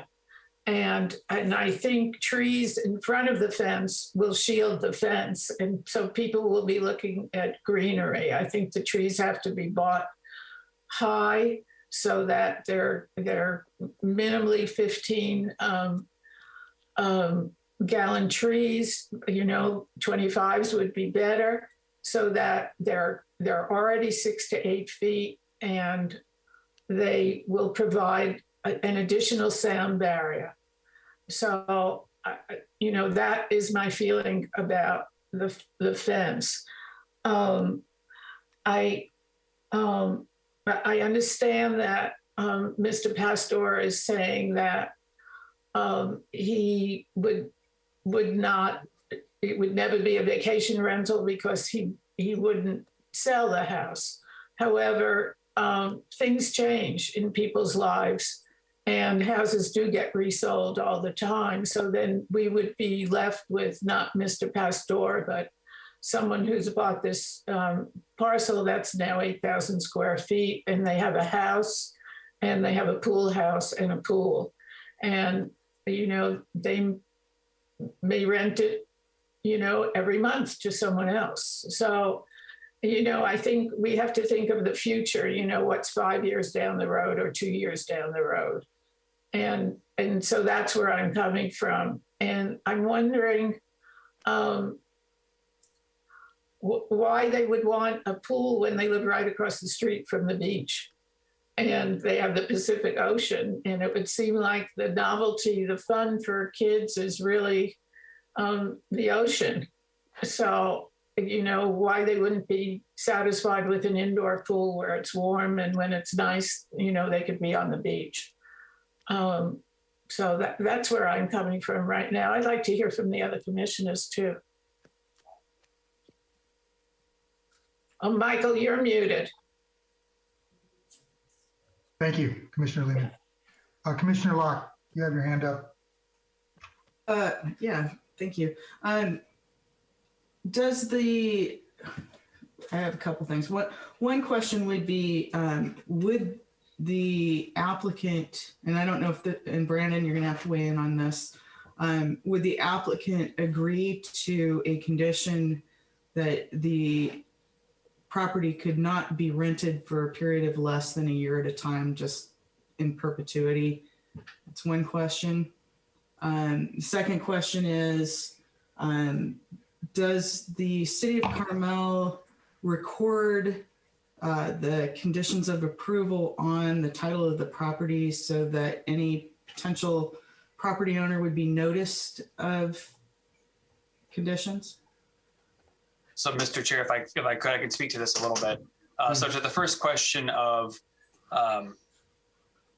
would the applicant be willing to, I'll leave that up to them. The Planning Commission, of course, can put on conditions like that. I think if you were going to do a condition like that, you would want to make the condition record a deed restriction. So that's how it would stay on the title. The conditions are not recorded. We don't have recordable resolutions here in the city, but you can make a condition of approval that requires a deed restriction to be put on the property. That, you know, minimum rental contracts would need to be 1 year or something along those lines. Okay, thank you, Director Swanson. Okay, let's proceed. Oh, sorry, Mr. Chair, if I could, Yes, go ahead. I meant to make it a secondary point to that. Right. There was a comment about, and I think the commission probably knows this, but just for the benefit of the public as well, this would not be able to be used as a short-term rental. So like your typical Airbnb, VRBO, short-term rentals, the minimum, just by our code as it exists right now, the minimum rental contract would have to be 30 days as it is right now. Right. Okay, thank you. All right, so let's move through the comments here. Commissioner Dels, would you like to make your comments? Thank you. I feel like I'm coming into, I'm picking up a new book, but having to start at the 4th chapter. So I lack the history here. But as an observer of the history, it does appear that the applicant has listened and taken direction very well. I believe I am supportive of this. I mean, emotionally, I don't like it, but you know, wearing my regulator hat, I don't think I have any reason to object to it. I think Commissioner Lehman's comments are right about the pool. I think our climate will dictate the use of that pool. I'm reminded of the quote from Mark Twain of, I've never spent a winter so cold as the summer I spent in San Francisco. I think he could have said that about Carmel as well, and we all know that. So I suspect we'll see a lot more pickleball being played on that surface than swimming in the pool. But those are personal things that I'm not here to regulate. the I think the idea, I agree that aesthetically a 6-foot fence may be a little jarring as opposed to a 4-foot fence, but in support of Commissioner Lehman's comments on noise, I think that's right. And I think that trumps the aesthetics here, and also agree that vegetation in front of a 6-foot fence can mitigate that aesthetic. On the deed restriction idea, I'll just say I have a lot of experience with deed restrictions in another place, mostly related to affordable housing. But what we found was that when you put deed restrictions on in an up economy, they work fine. And when the real estate economy goes in the other way, all the deed restrictions end up being ridiculous and having unintended consequences. So it's a slippery slope to put a deed restriction, in my opinion, to put a deed restriction on a property like this regarding usage. I think my opinion on the concerns about the vacation rental are that we just live with the current laws of Carmel and 30 days. And because I don't feel that has been abused badly. I don't have a lot of evidence of that, as opposed to places where I've lived before where there is no such ban, and you get somebody new coming in every 5 days, and that is a problem.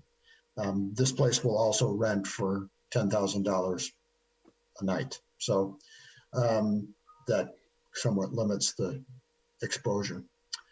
So with that said, I would be supportive of this project.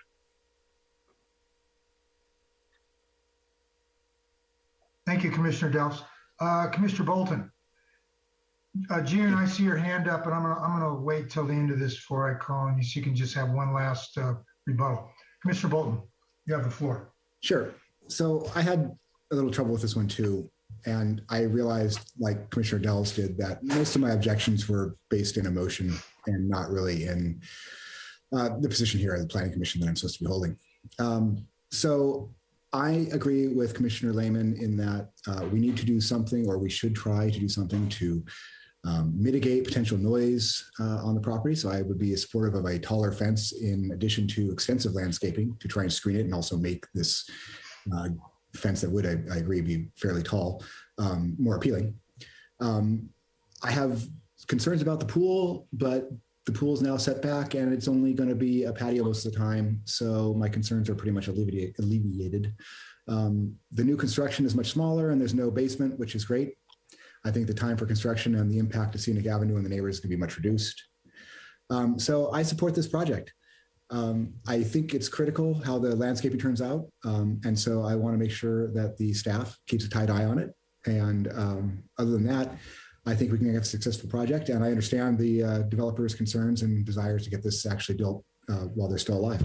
So thank you very much and have a great time and good building this project. I hope it works out. Thank you, Commissioner Bolton. June, did you have one comment? I'm going to give you just opportunity to just make a comment. Yes. Can you hear me? Yes, can hear you. Okay. The only comment I have is trying to get back to the 6-foot fence.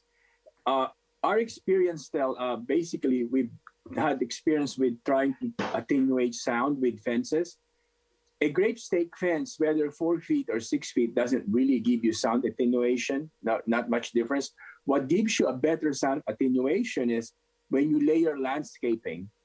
So layering landscaping helps attenuate traveling of sound. And of course, it will grow taller. I just want to point that out, that if the concern is sound barrier, sound attenuation, making it a 6-foot tall fence does not do that. It's really layering the landscaping that will help attenuate the sound. One more. Thank you, Jim. Commissioner Locke, you've got your hand up. Thank you. Yeah, given all of the discussion by the commissioners, I agree that a 6-foot fence is appropriate. My My big concern is not necessarily Mr. Pistoller's property and his children while it's in his hands. It has to do more with what the potential use of the property is going forward. And in time, as Commissioner Lehman said, things change.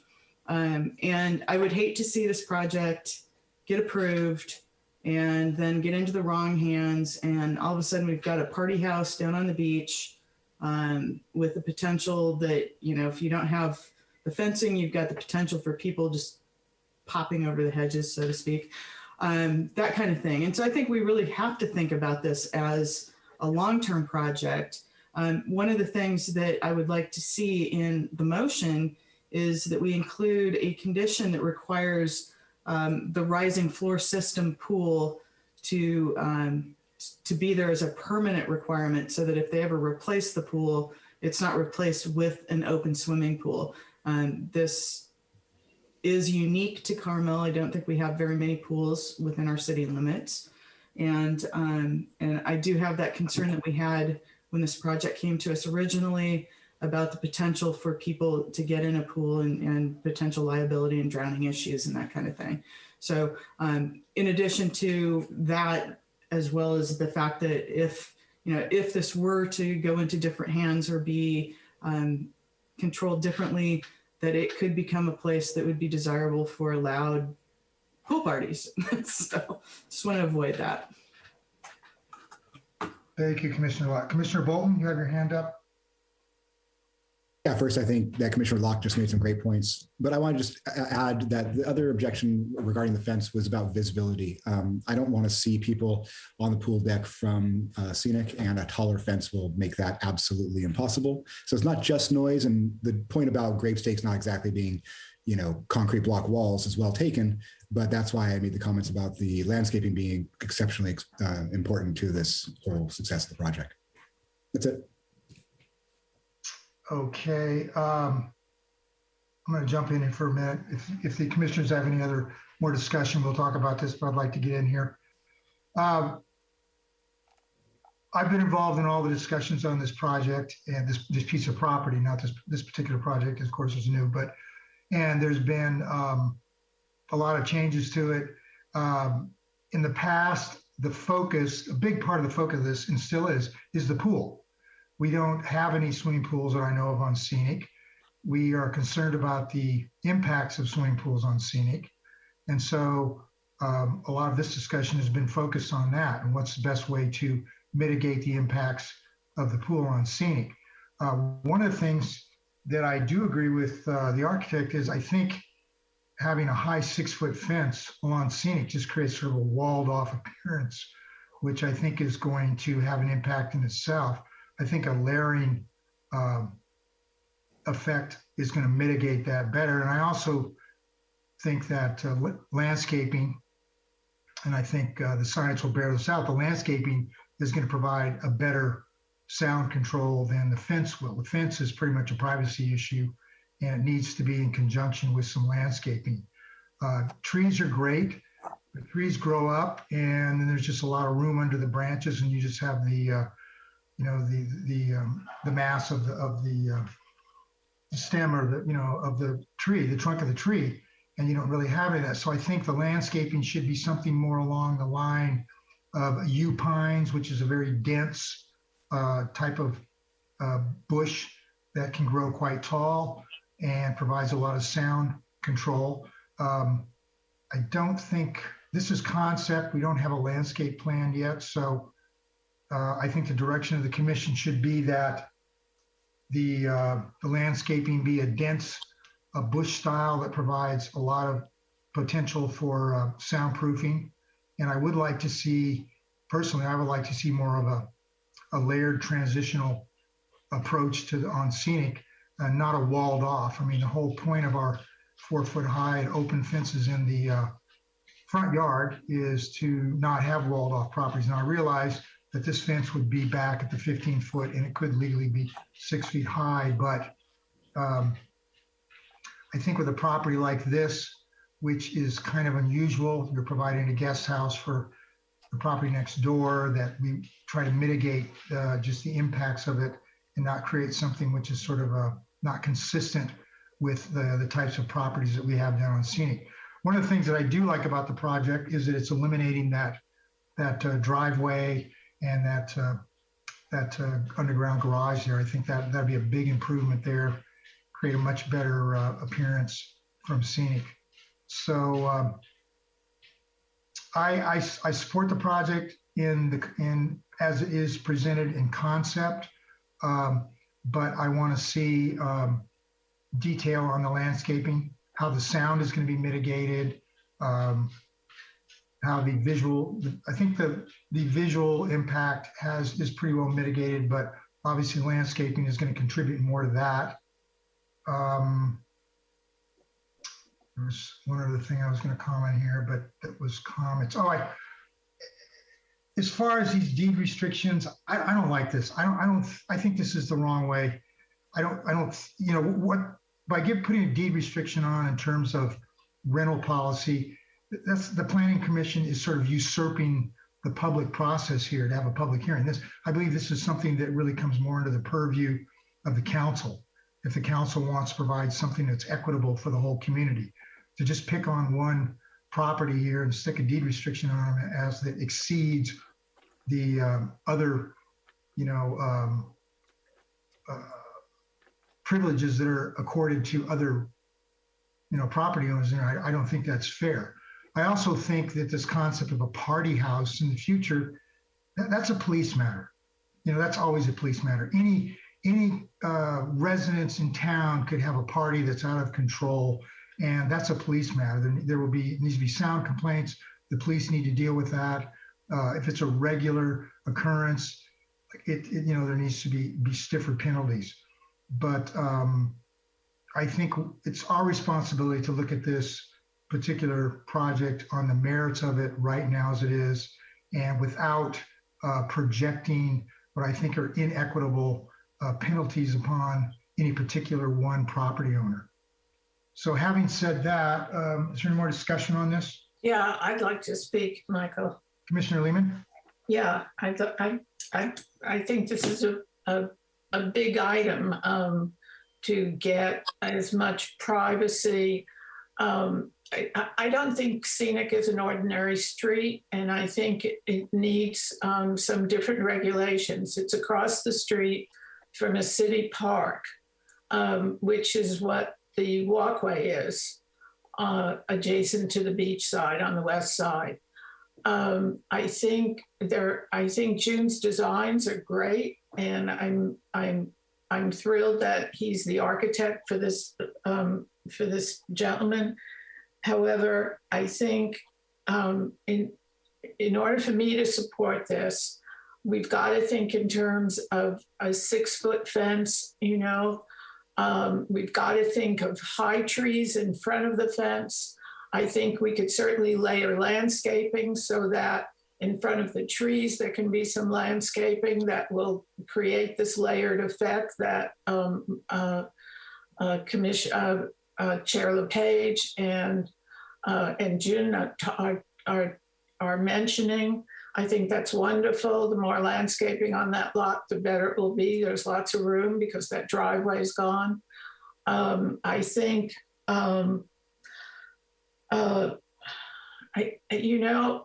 realize you say it's a police matter, Chair LePage. However, I disagree. The only time the police are called is when people complain, and that house is surrounded by people who don't live there. It's no one's primary residence, either to the north or to the south. And so if that house becomes a rental at some point, and as are so many houses on Scenic Drive, they're part-time homes. Some of them are only used a couple of weeks a year. And I think this is a unique project because of this, because of the swimming pool and because of the exposure to the public. And so I think we need to, I feel very strongly that we need to camouflage this pool and cut the noise as much as possible. And I I agree with you, Chair LePage, that putting a deed restriction on this is not going to fly. I think ultimately the legal community will get involved and we'll be in a big brouhaha again. But I think what we have to do, what's in our right to do as Planning Commission is to tighten the design as much as possible, and that includes the landscaping and the fence. Fences could be just beautiful. There could be trees in front, there could be vines, there could be trellises. It could, June's got the talent. He knows how to do this right. And it can be done beautifully so that we're not in a situation where we have a lot of people furious in this town that we approve this and let it go the way it is presently shown. So I feel very, very emphatic about that. That's it. Thank you, Commissioner Lehman. Any other commissioners have any follow-up discussion on this matter?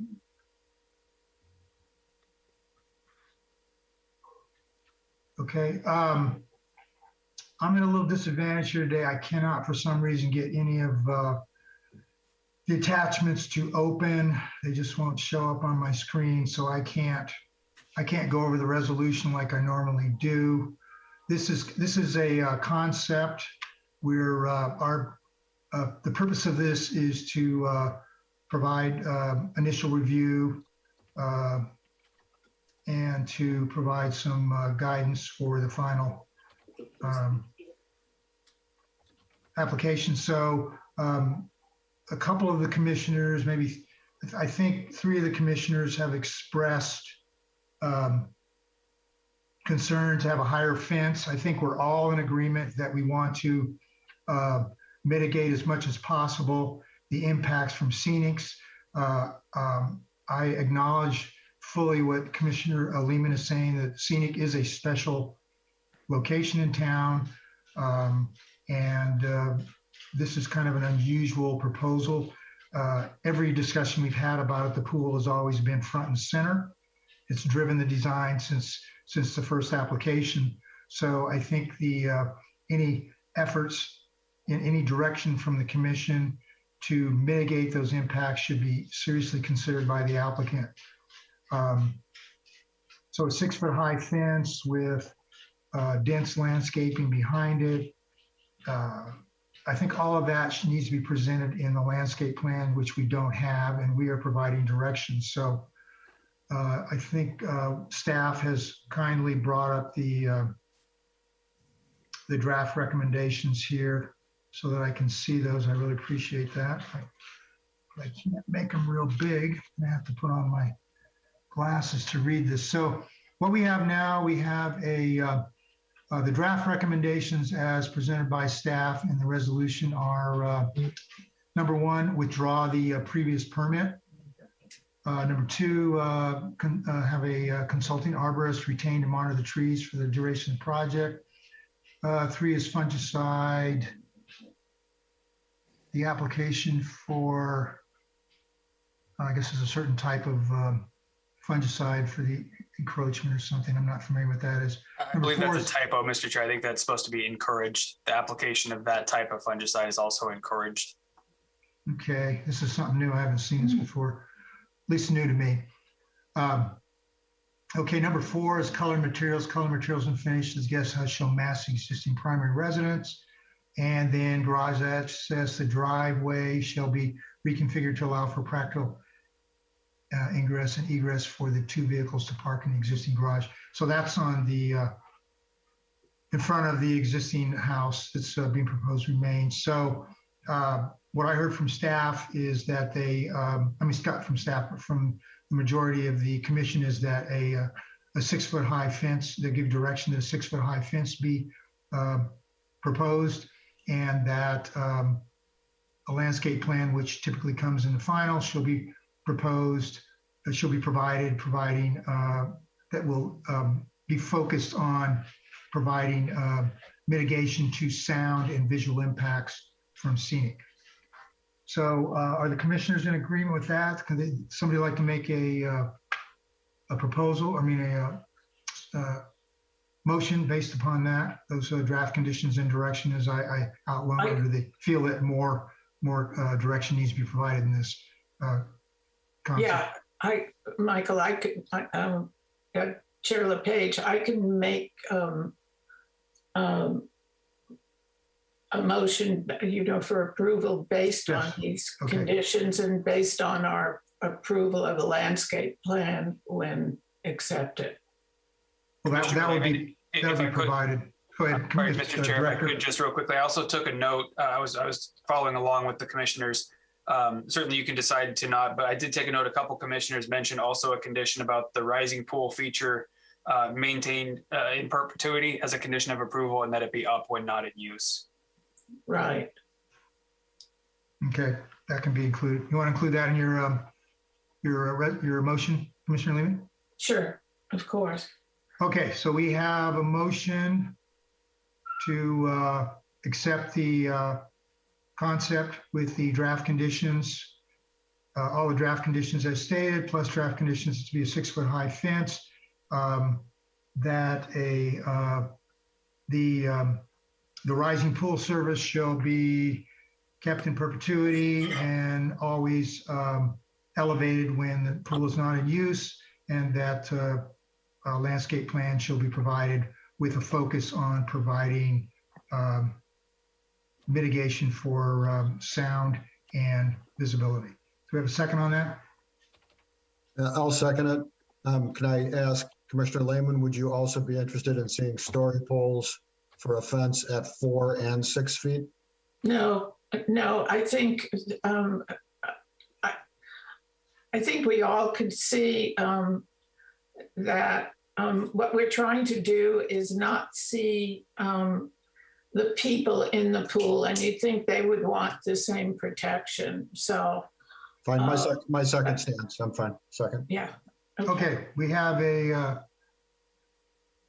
motion made and seconded. Is there any more discussion on this matter?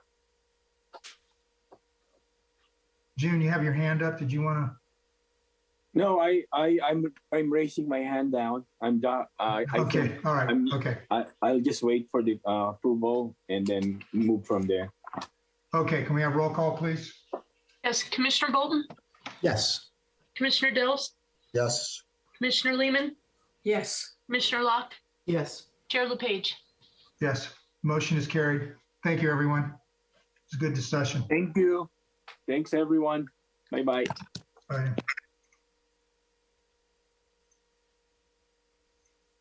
Okay, let me get back to the agenda here. All right, so. Okay, the next item on the agenda, the public hearing agenda, is number 6. This is a design study. It's DS 21-117. It's the, I believe I'm pronouncing this correct, Robichaud project. Is consideration of a planning commission referral of a track 1 major design review for additions and full exterior remodel of 2 existing single-family residences on 1 legal lot. Proposed development includes a 41 square foot addition to a 1,123 square foot main house and a 45 square foot addition to a 650 square foot secondary house, including conversion to an accessory dwelling unit. Site improvements are also proposed, including fencing, walkways, patio, outdoor fireplace, and spa. Project is located in northwest corner of San Carlos Street and 10th in the single family residential zone. Can we have the staff report, please? Mr. Chair, I believe Evan Court is working on putting up the presentation right now. But while he's doing that, I want to sort of give a little bit of brief intro for this project and ask for during commissioner comments, if you could also provide us feedback. This is a project that by letter of the code could actually be approved at the staff level. Staff has referred this to the planning commission because as viewed from the street, it's essentially going to look like a new home. We're looking for some feedback, not only on the project itself, but just general comments from the commission would be greatly appreciated as to whether or not they would continue to want to see projects of this scope coming to the commission, or more comfortable with this being done at the staff level. It's helping us sort of gauge, we've had this conversation a couple times about, where that line is, because it isn't crystal clear in our code. We do have the authority to refer things. So we're trying to work internally to find that sweet spot. So any thoughts the commission might have during your deliberation would be greatly appreciated by staff. Thank you, Director. Evan, are you ready to do your presentation now? Yes, I am. Thank you. Okay. So the existing site is a 6,000 square foot lot. The existing site is proposed of a 1,123 square foot residence, a 650 square foot second unit, and a 580 square foot garage. A 41 square foot addition is proposed to the residence, and that's to accommodate a reconfiguration of an addition of a bedroom and addition of a new covered entry porch.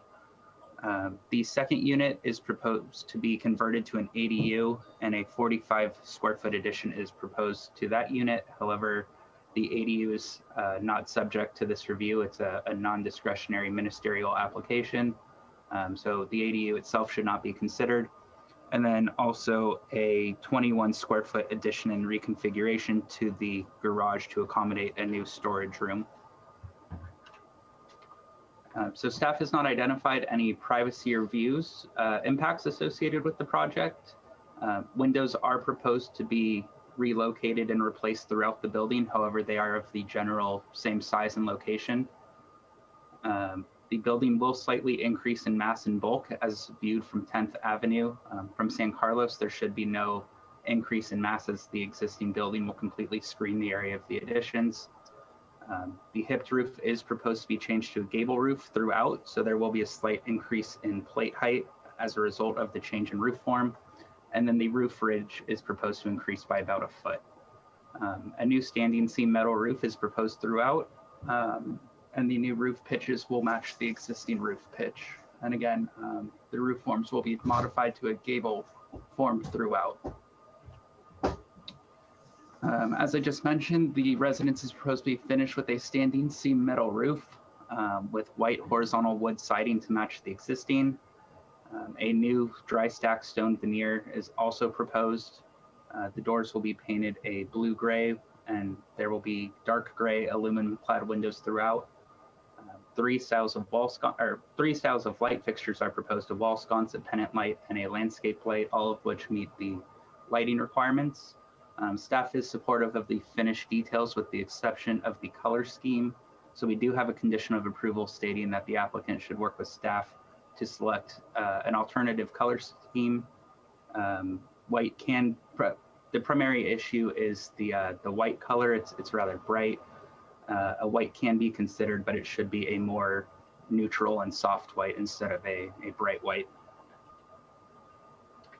So new landscaping and site coverage improvements are proposed throughout, including the addition of some patios, a new outdoor spa, an outdoor fireplace, and an outdoor shower. New fencing is proposed throughout the site, as well as a new driveway.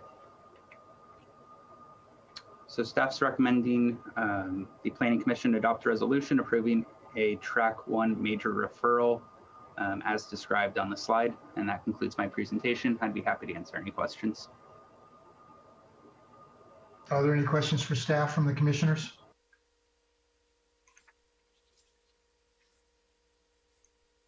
No questions for staff, commissioners? No, not for me. Okay. All right. I don't see any hands up. Okay. Thank you, Evan. Would the applicant or the applicant's representative like to make their presentation this time? Yeah, this is Sam Pitnick. I'm the architect for the Robichaud residence. Can everyone hear me okay? Yes, we can. All right. Well, good afternoon, Chair LePage and commissioners. Evan, thank you for that presentation. My client, Paula Robichaud, who I believe is on the call right now listening in, first moved to Carmel in 2012. She's been a full-time resident since 2015. And then last year, she purchased this property with the intent to restore both structures, improve the overall aesthetics, and make the space is more livable for herself and visiting family and friends. The original house was built in 1929 and then partially remodeled in 2019. The two-car garage with the living unit above, I believe, was built around the same time in the late 20s. Because of the different ages of the structures, we have a mix of horizontal wood siding, CMU walls, board and bat siding, hip roof, shed roof, and gabled roof, so a little bit of everything. Also, when the main house was remodeled in 2019, about half the exterior was updated, but the back half was kind of left in its original form. So currently, it really does kind of look like a blend of two different houses in one. So pretty quickly, the first goal of this project became to develop a design that would unify all the structures and give the property some cohesion. We are proposing to use new horizontal wood siding and stone wainscoting around the exterior of both structures, as well as replace the hipped roof and shed roofs with new gabled roofs to create a more consistent appearance. We are invoking a more minimal contemporary craftsman style, which will include the matte gray roof that Evan mentioned.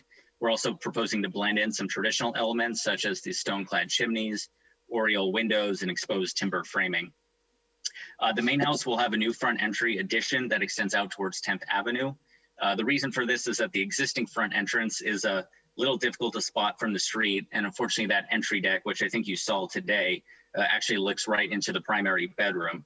So it was important for us to develop a little bit more of a logical approach to the front, as well as create more privacy for the bedrooms inside. The portion of the house that was remodeled in 2019 will largely stay the same. We are proposing to change the color of the siding, add the stone wainscoting, and then of course replace the roof above. We understand the condition of approval to work with staff and change the paint color. We have no exception to this. That all sounds fair. So the existing garage, the other structure, will also be upgraded to include the same wood siding and stone wainscoting around. That material will also cover up the existing exposed CMU block that's currently painted. We'll also be installing two nice wood and glass garage doors that face 10th Avenue. And in the back of the garage, we will remove the existing laundry room and install a new storage room that'll also double as a gym. And that structure will in part support the new ADU that is above. Evan did mention we are converting the ADU, the existing secondary unit to an ADU. And I know it's not really up for conversation today, but I did want to point out that the addition is concentrated to the rear of the existing two-story structure, and the proposed ridge line that extends north-south will be lower than the main ridge line, so as to kind of minimize visibility from both 10th Avenue and San Carlos. Another means to unify the property is through the use of the landscaping and hardscaping. We're proposing a central stone patio between the two structures. This will serve as outdoor living and dining space. It'll also contain an outdoor fireplace and in-ground spa. This area of the property will be set back a considerable ways from the street and also shrouded in landscaping to create privacy both for my client and for the adjacent neighbors. Privacy is always an important issue in Carmel. So as Evan did mention, we opted to minimize the amount of new windows being added and tried to largely depend on the existing window openings that are currently there. We are also proposing tall landscaping along the northwest corner of the property to create greater privacy between adjacent neighbors. The other proposed site improvements include grape stake fencing along the perimeter, new permeable paver driveway, and then an outdoor shower, which will be behind the garage and just allow my client and her family to kind of wash off their feet and wetsuits when coming back from the beach. So in summary, we believe the proposed design will be a significant improvement to this corner property and create a pleasing and consistent appearance between both structures as seen along 10th Avenue and San Carlos. Thank you. Thank you, Sam. Is there anyone else from the public that would like to make some comments to the Planning Commission regarding this application?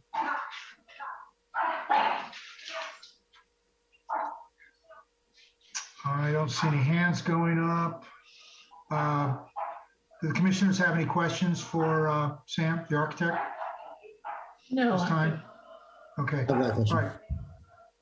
I have a quick question. Oh, you have a question, Commissioner Bolton. Yes.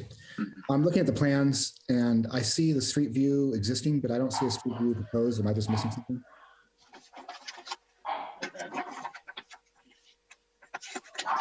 check my sheet. No, we did not provide a proposed. We weren't, I think up to this point anyways, asked by staff to provide that. Sure. But we do include thumbnail photos of the proposed materials on the cover sheet. Right. So the reason we're getting this particular project is because it's, even though it's not necessarily before us for the normal tract process, because it's a substantial change visually to the street. And it would be exceptionally helpful to me to see a drawing, either a line drawing or actual rendered drawing, that showed the proposed in situ situation, what it'll be from the street view. Since that's basically what we're being asked in this particular case for.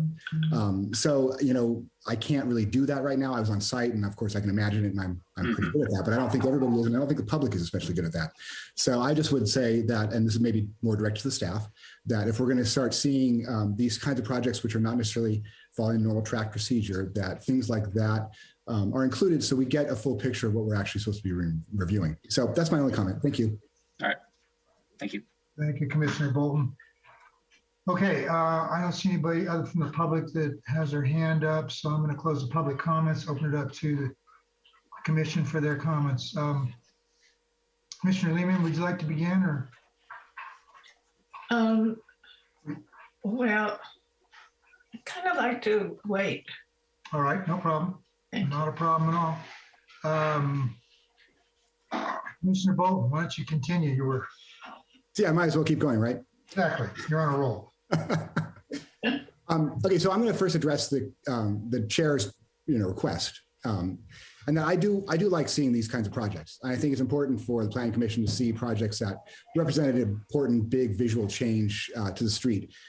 So just like I believe staff said, we're going to have a new house presented to the street, essentially, as far as the public is concerned. And I understand it doesn't necessarily rise to that level as far as our approval process goes, but I am happy to see a project like this. And I think we should see projects like this in the future. That being said, my comment to Sam, which I guess was really for the staff, holds. I mean, I think we don't really have necessarily exactly the information I would like to have to be able to make an informed decision in this particular case. I feel comfortable in this particular project, making a resolution and ruling on it. But the fact is that I think if we're being asked to do something slightly outside of the tract procedure, it's not unreasonable to ask the designer or architect or whoever, the applicant, to provide maybe a little bit of additional information to achieve the staff's goals. So that's that there. I agree that I don't want this to be white, certainly not bright white. I think it could be an off-white or something like that. And I think it's fine for the staff to work with the architect to develop a final color palette. I think this will be an improvement overall to the project. I think this kind of, this house is not cohesive, and I think this will be an improvement in general. So I support the project, but with my comments being made. Thank you. Thank you, Commissioner Bolton. Mr. Dells, would you like to make some comments this time? Yeah, I'm not sure I have a lot to add to what Commissioner Bolton has said. Same deal. A project like this, I think we should see for a lot of reasons. And I also think it is appropriate to then refer it to track one. But it just to have that check mark done.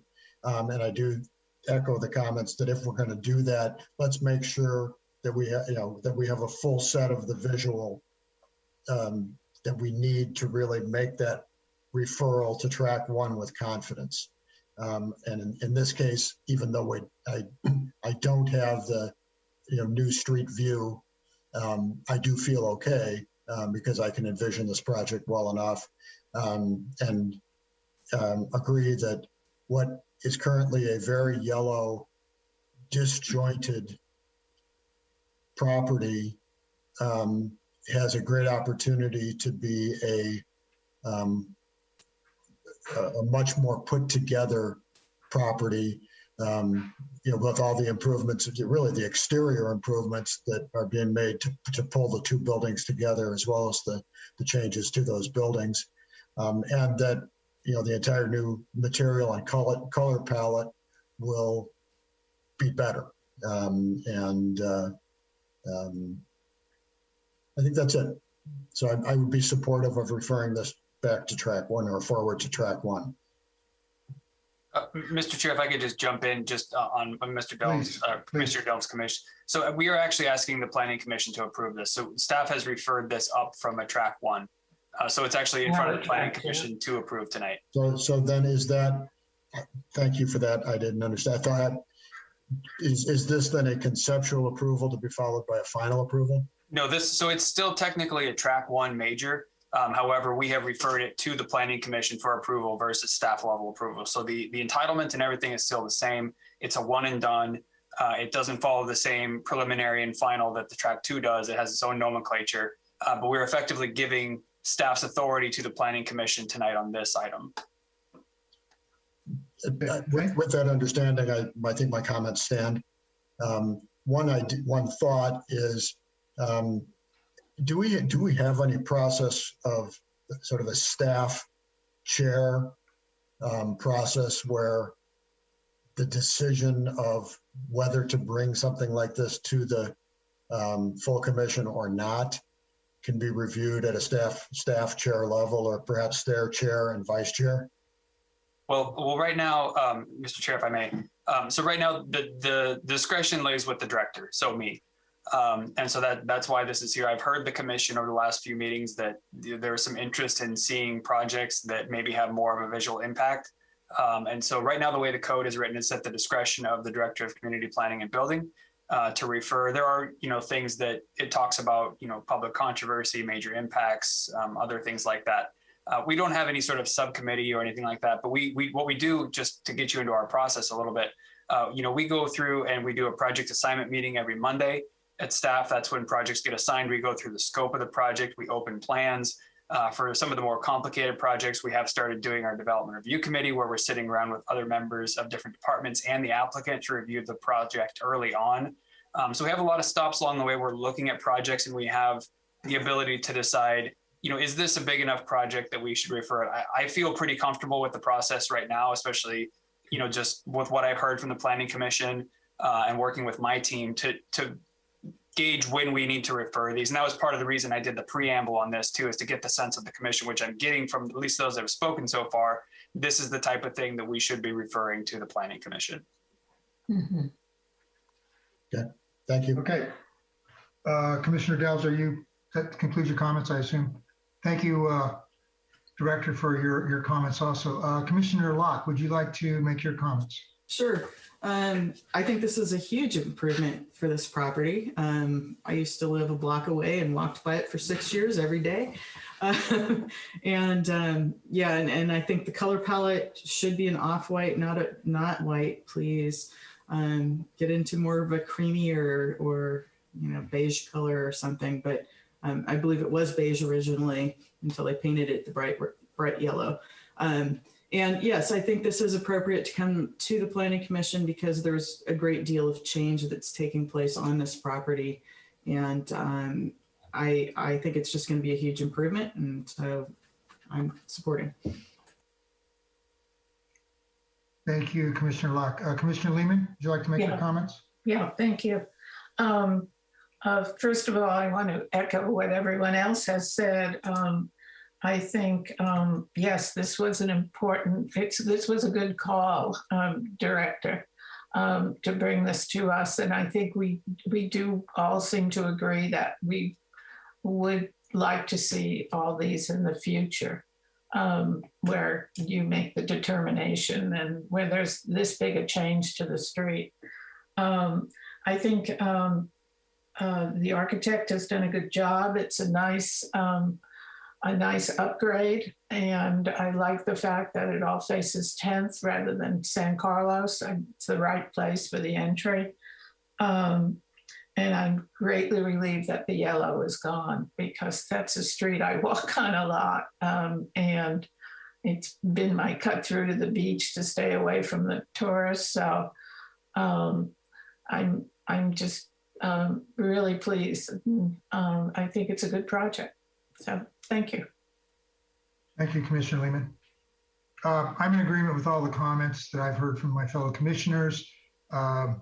I think this is exactly the type of project that should be referred to the Planning Commission because of the impacts it has visually to the community. And it is a major track one. So I fully support the referral to the commission. I also fully support the project. I like to compliment the architect. I think he's done a really nice job with this piece of property, pulling it all together. It has a huge amount of potential.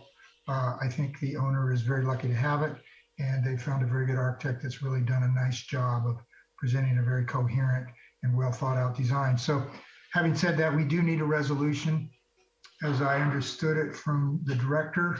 So we have a resolution. Like I said, I can't bring up the resolution. Thank you, Evan. I think Evan did it for me. So we have a resolution to accept the project with the special conditions of 24's planting of 2 upper canopy trees, 25's tree protection measures. Can you scroll that down there? Thank you. 26 is the building color, which staff has inserted their requirement that it meet the residential design lines, and I think the applicant has acquiesced to that. And then 27 is regards to the noise level of the spa. So I didn't hear any additional conditions that the commissioners made. So can we have a motion to accept the resolution as presented by staff with their special conditions? I'll make that motion, Chairman, to approve the resolution that is in front of us without change. Can I make one comment? Please. Do we want to change number 8 to reflect the new rule language? I do. Thank you. Okay, so that's included in the motion. Do we have a second?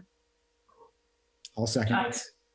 Okay, the motion has been seconded and made to accept the staff's resolution as presented with the change to condition number 8. There's no more discussion. Can we have roll call, please? Commissioner Bolton, Yes. Commissioner Delves, Yes. Commissioner Lehman, Yes. Commissioner Locke, Yes. Chair LePage. Yes. The motion is carried. Thank you. Good luck Thank you, on the everyone. project. Thank you. Okay, at this time, I was going to ask, would the commissioners like to take a 15-minute break? We have 3 more items on our agenda tonight, so we're going to be kind of going for a while yet. Great idea. Okay, so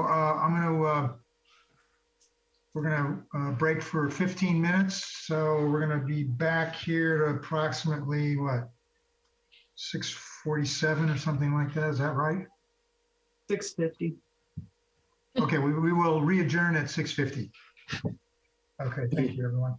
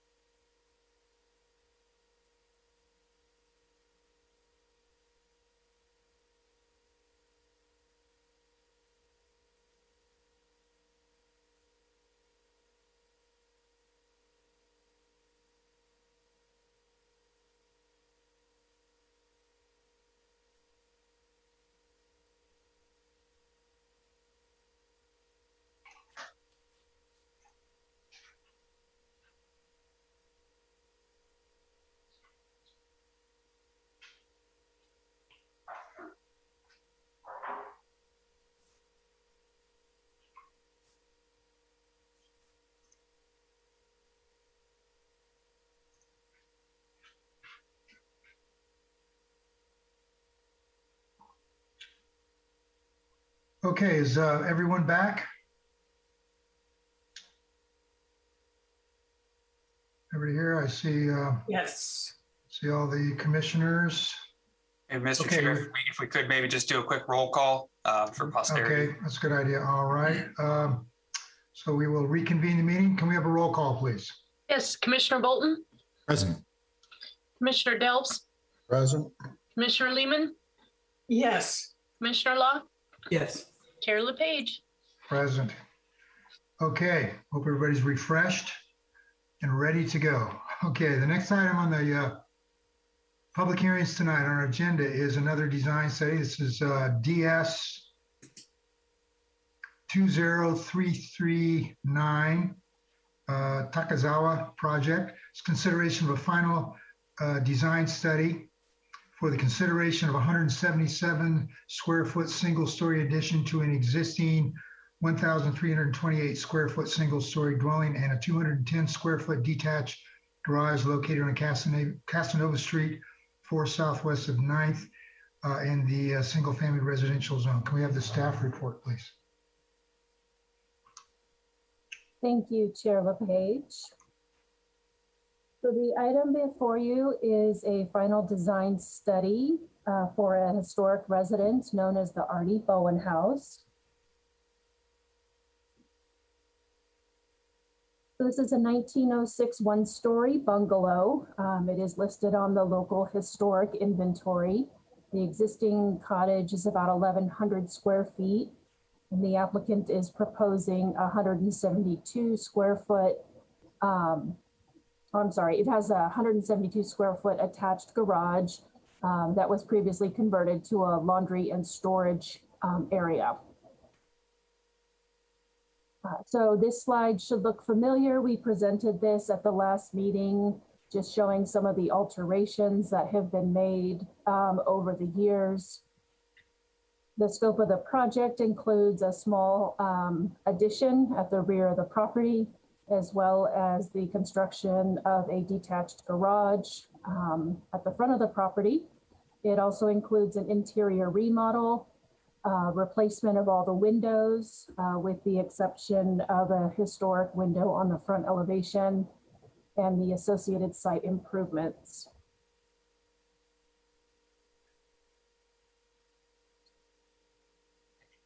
So the Planning Commission reviewed the concept design study at their May meeting.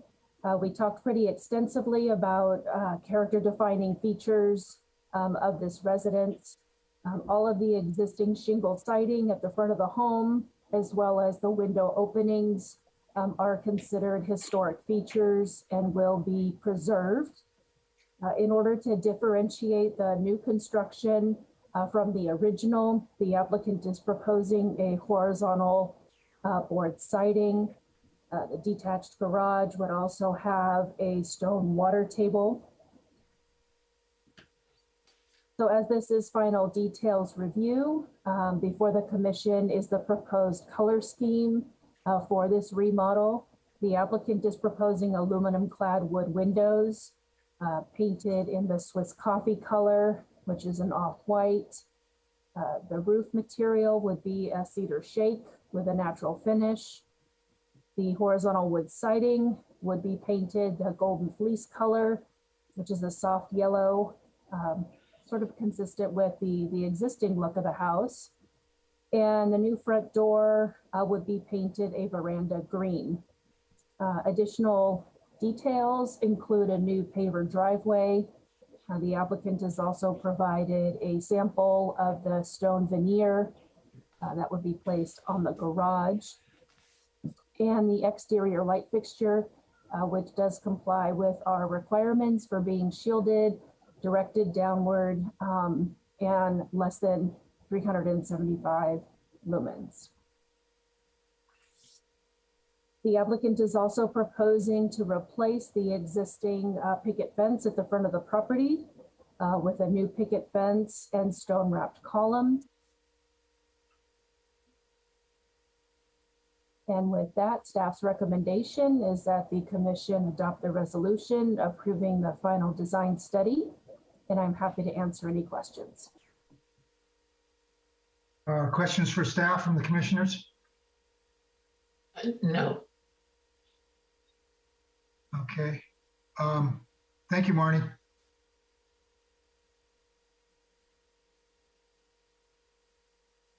Okay, would the applicant like to make a presentation to the commission at this time?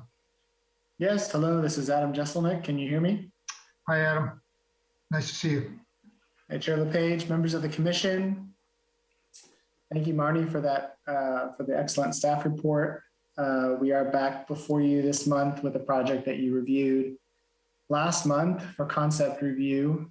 Been working closely with staff on a number of the final details that were presented here tonight, namely the choices for exterior colors, clarifications on exterior lighting choices and locations, and a minor adjustment in the exterior elevations, basically further differentiating the original historic cottage with the wood shingles from the rest of the house. So including the former shed to the side, to the north, to the south side of the house, the new garage, and then the new addition at the rear would all receive that horizontal siding, painted all the same color though. So, you know, we feel this is a project that's very consistent with the city's historic ordinance and the design guidelines. My clients are very eager to bring this home, which has, you know, the old single wall construction and no insulation and a crawl space that you probably would have nightmares about if you saw it, to bring that all up to current code standards and make it a home that will hopefully last the next 100 years. So with that, I will leave it in your hands. And if there's any questions, I'd be happy to answer them. Thank you. Are there any questions for Adam? Okay, thank you, Adam. Okay, are there any other members from the public that would like to address the commission regarding this application? I don't see any hands going up. Okay, I'm going to close the public comments, open it up to the commission for their comments. Commissioner Dells, would you like to begin? Sure. I really have nothing to add from a month ago. I thought this was a great project, very respectful of its history. I'm glad it's going to provide a warm place to sleep for its owners in the future, and I'm very supportive of it. Thank you, Commissioner Dells. Commissioner Locke, would you like to make some comments? Ditto. No, I don't have anything else to add. Did you say ditto? Ditto, okay. Ditto. All right, that's the record for the shortest comments. All right, thank you, Commissioner Locke. Commissioner Lehman? I think this is lovely that the house is being kept, and I support it completely. It's a nice job. Thank you, Commissioner Lehman. And Commissioner Bolton? Yeah, I support this conservation of a historic resource. I think it's fine. Okay, thank you, Commissioner Bolton. Could staff open up the resolution for me? Just so we can take a quick look at that and get our motion here. Yes, I can certainly do that for you. Thank you, I appreciate that very much. Maybe you could enlarge that a little bit. That'd be great. Okay, so the special conditions of the resolution are number 25, pre-construction meeting, number 26, tree evaluation, tree protection, 27, cottage window on the front elevation south side of the front door shall be retained in its entirety. 28, bay window, the bay window on the front elevation north of the side of the front door shall retain the size, shape, manner of existing opening. Window may be replaced with a wood frame casement windows. 29, north elevation window within the 1906 portion of the cottage shall retain the size, shape, manner, existing opening may be replaced with wood. 30, Shingle siding 1906 portions shall be preserved, protected. Damaged shingles shall be repaired and preserved. If damage is beyond repair, it shall be documented, photographed, evidence submitted to Community Planning Building Department along with in-kind replacement shingle approved. 31, character defining features. All character defining features in the April 9th, 2001 addendum phase 2 report for Artie Bowen House prepared shall be protected. And 32 are tree protection measures. Standard tree protection measures. So that's all the special conditions. I didn't hear from any of the commissioners if they wanted to add any. So do we have a motion to accept the resolution as presented? Excuse me, do we have to add that? We do have to add the Number condition 8. about number 8. Yes, we do. So whoever makes the motion needs to add that. Would you like to make that motion, Commissioner Lehman? Sure, that's fine. So I move for approval of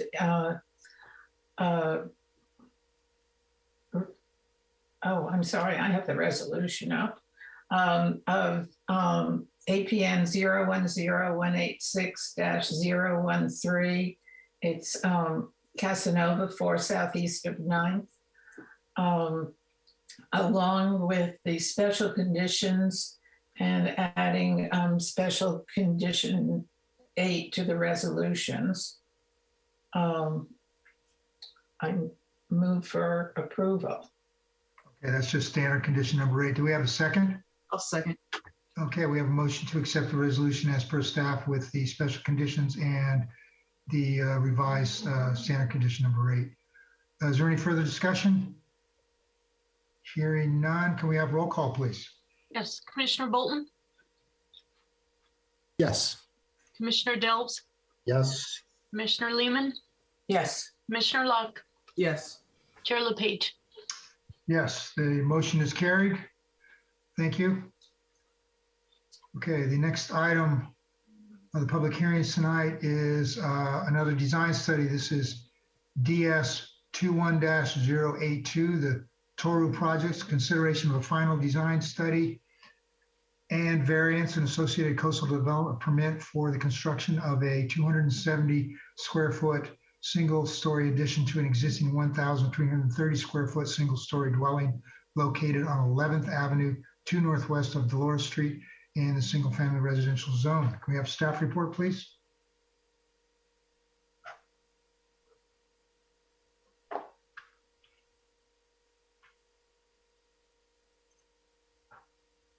Thank you, Chair LePage. So another final design study before the commission this afternoon for the Toru project.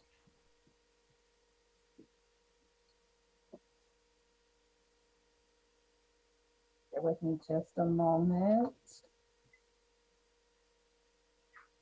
So the project site is a 4,000 square foot lot. It has an existing 1,300 square foot residence on it. The commission reviewed the concept design study at their May meeting. The applicant is proposing a 270 square foot addition at the rear of the residence. The addition would not be visible from the public way. The project also includes a variance. There's the addition, sorry. So additions on the rear of the residence, as well as an interior remodel, replacing all the windows except for on the front elevation, and then removing the skylights and relocating them on the north-facing ridge of the roof where they would not be visible from the right-of-way. The project also includes a variance for parking. And the variance would modify the parking dimensions, allowing the parking space to be slightly smaller than what is typically allowed, and also allowing the parking pad to be located within the front setback. There are a number of findings that are required in order to grant a variance. Staff went through these findings with the commission at the concept hearing and received general support for the variance. I think a key consideration is that in allowing the parking to remain in its current configuration, it preserves the front elevation of this cottage And while it's not historic, it has been around for over 100 years and really represents the character of Carmel. So again, this is a final details review. So the applicant has provided his colors, materials, palette. The project includes aluminum clad windows painted in a tan color. The roof would be a cedar shake with a natural finish. Horizontal wood siding would be repainted in the darker gray color. Sorry, not the darker gray, that's the front door. Sort of the brownish gray color would be the siding, and then the front door would be painted in a navy blue color. The project also includes new exterior light fixtures. Again, these comply with our standards for being shielded and directed downwards. And staff's recommendation is that the commission adopt a resolution approving the final design study along with the associated variants. And I'm happy to answer any questions. Do the commissioners have any questions for staff? Yeah, I have a quick question. Can we, Marnie, can we take a look at that exterior light fixture? Because that doesn't look shielded to me. So the light element in this fixture is tucked up into the top. And so it is completely surrounded by the solid portion that you see. You would not see any light element behind the glass. But you'd see the light. I mean,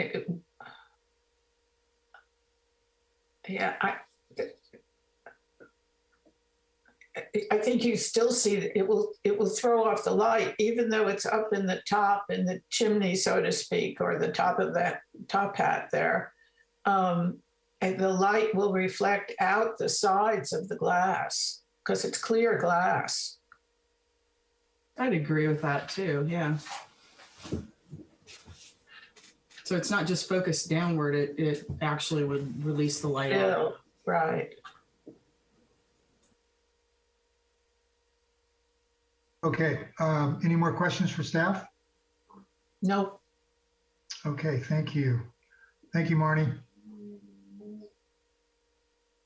Okay, would the applicant like to address the commission at this time?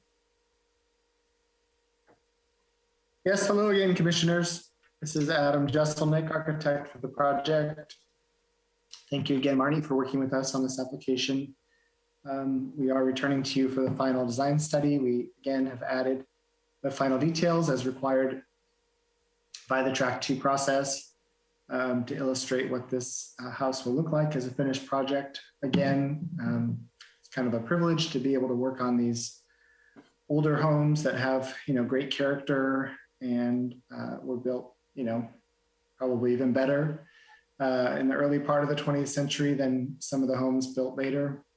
So we're, clients and I are excited that we're able to preserve that street facing elevation and be able to bring the home up to current code standards structurally and insulation and mechanical equipment. So I think the variance findings should be pretty clear. Again, it's sort of just a continuation of the current use of the parking pad.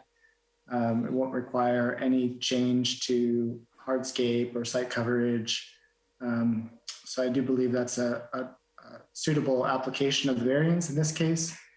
And we did present, I believe, a couple of options to staff for light fixtures.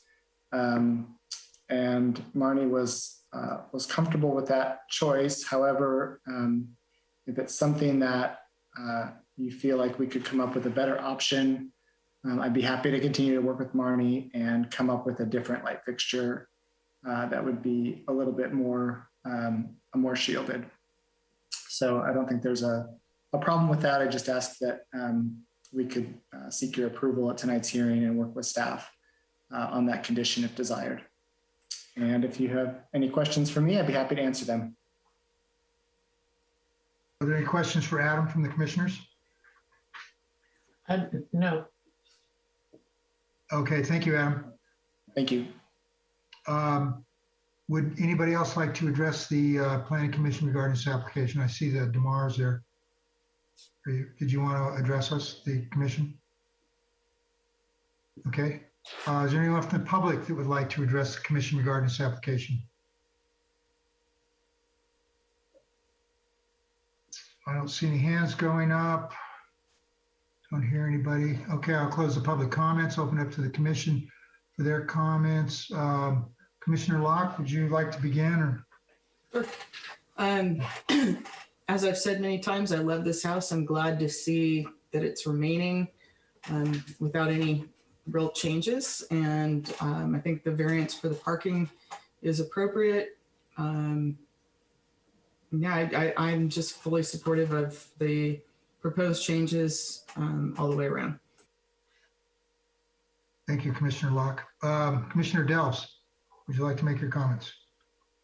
I agree with everything previously said, and thank you to the DeMars for protecting a historic structure when maybe you didn't even have to. And that's, well, thank you. I think you're going to love that house.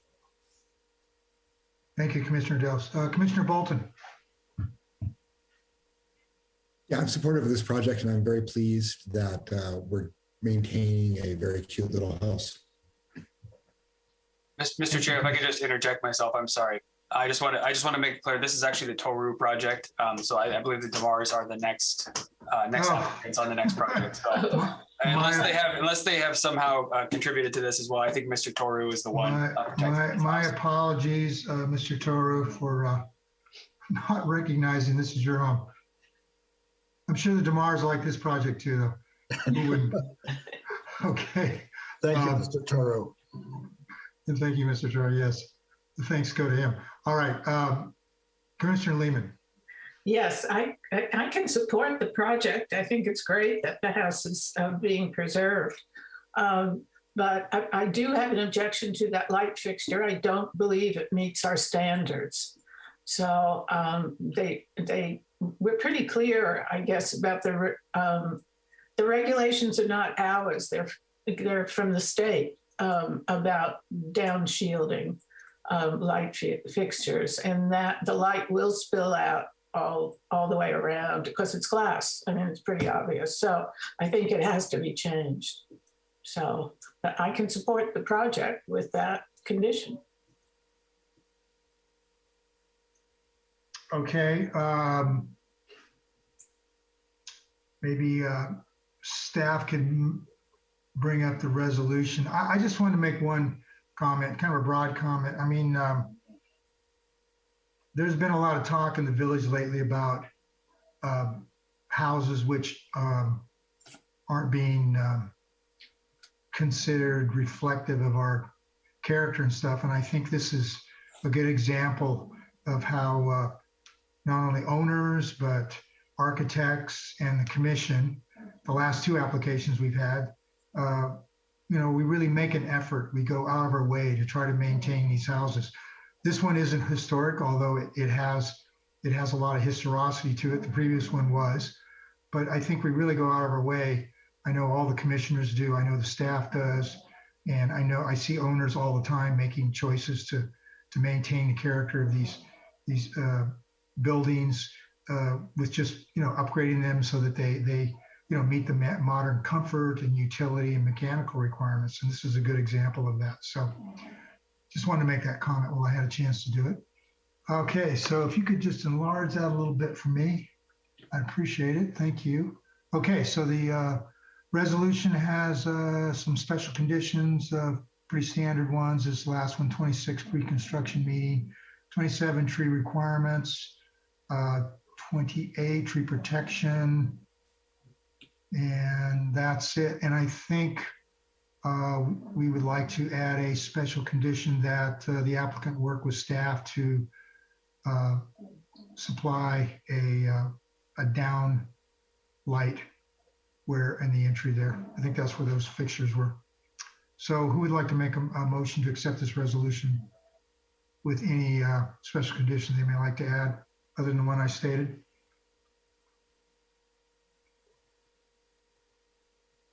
I'll take a shot at it. Let's motion to approve the resolution as provided by staff with the addition of a special condition, whatever the next number would be, to ensure for the applicant to work with staff to ensure that any light fixture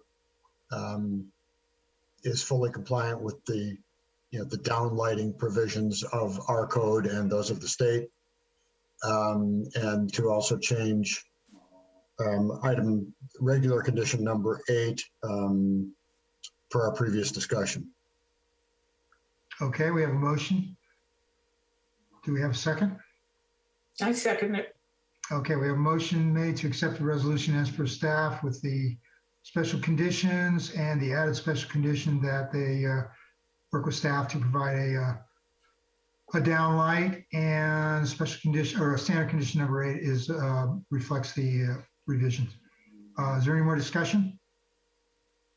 Okay, hearing none, can we have roll call, please? Commissioner Bolton, Yes. Commissioner Delves, Yes. Commissioner Lehman, Yes. Commissioner Locke, Yes. Chair LePage. Yes, okay, the motion is carried. Thank you very much. Thank you all. Okay, the next item on the public hearings tonight is the DeMars project.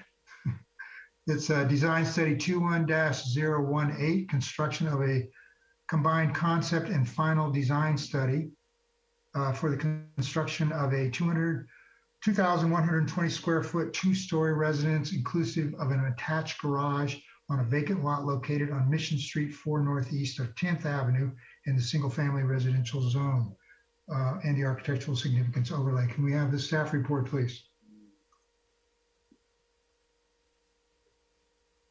Thank you, Chair LePage. So staff has brought before the commission this afternoon a combined concept and final design study. We don't typically do this for new construction. However, this project is a little bit unique in that it went through the review and approval process back in 2017, was approved by the Planning Commission. The applicant at the time did apply for a building permit, but ultimately that permit expired. So we're back before you today with the same project, looking for a combined concept and final approval. So this is a vacant lot on Mission Street. Historically, it's been represented as a 4,000 square foot lot. We'll talk a little bit later. It may be a couple square feet smaller, but this is essentially the same project that was presented to the commission back in 2017. It's a 2,100 square foot, 2-story residence that takes advantage of the basement incentive as well as the basement bonus. And as I mentioned, this project was fully entitled. It was in the building permit review process when, unfortunately, it expired. And so a new application has been submitted for the same project. So with respect to forest character, the site assessment was done in 2016. Staff did ask the city forester to go out and evaluate the trees since it's been a couple years. The trees on the property are still rated significant. They're healthy. The applicant is proposing to preserve and protect them. There is a condition of approval included that requires a total of 3 upper and 1 lower canopy tree. The project site contains 2 lower canopy. The applicant has identified locations for 2 upper. So one additional location for an upper canopy tree will be identified on the final landscape plan that is submitted with the building permit. With respect to privacy and views, back in 2017, staff had identified a potential privacy impact with the neighbor to the north. Staff was not contacted by this neighbor as part of the current process at the time.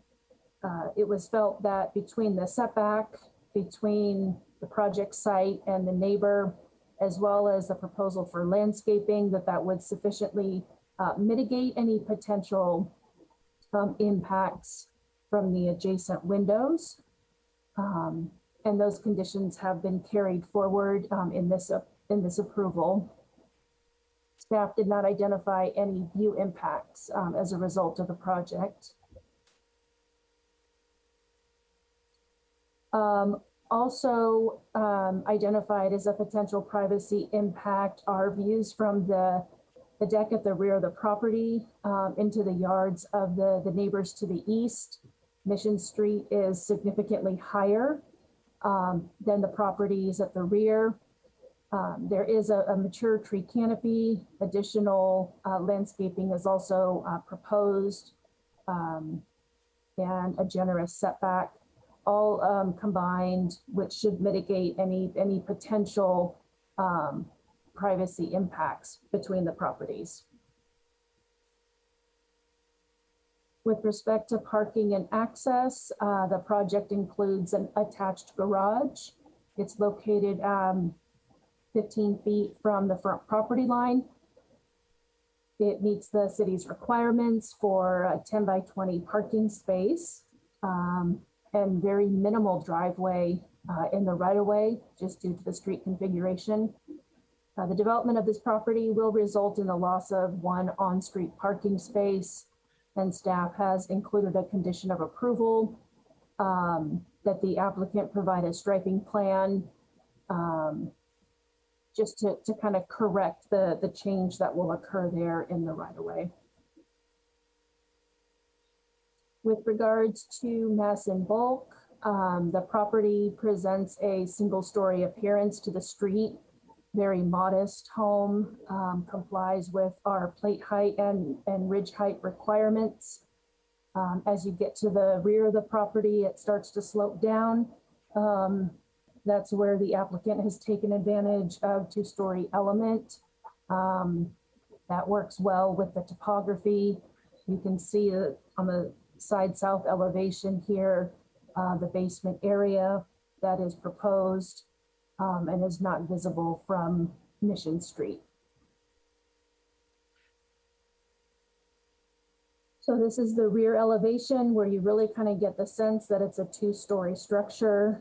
And then also the side north elevation, you can see how it steps down with the slope and just maintains that single-story appearance from the right-of-way. With regards to building and roof form, the roof pitch is 8 and 12, primarily front-facing gables.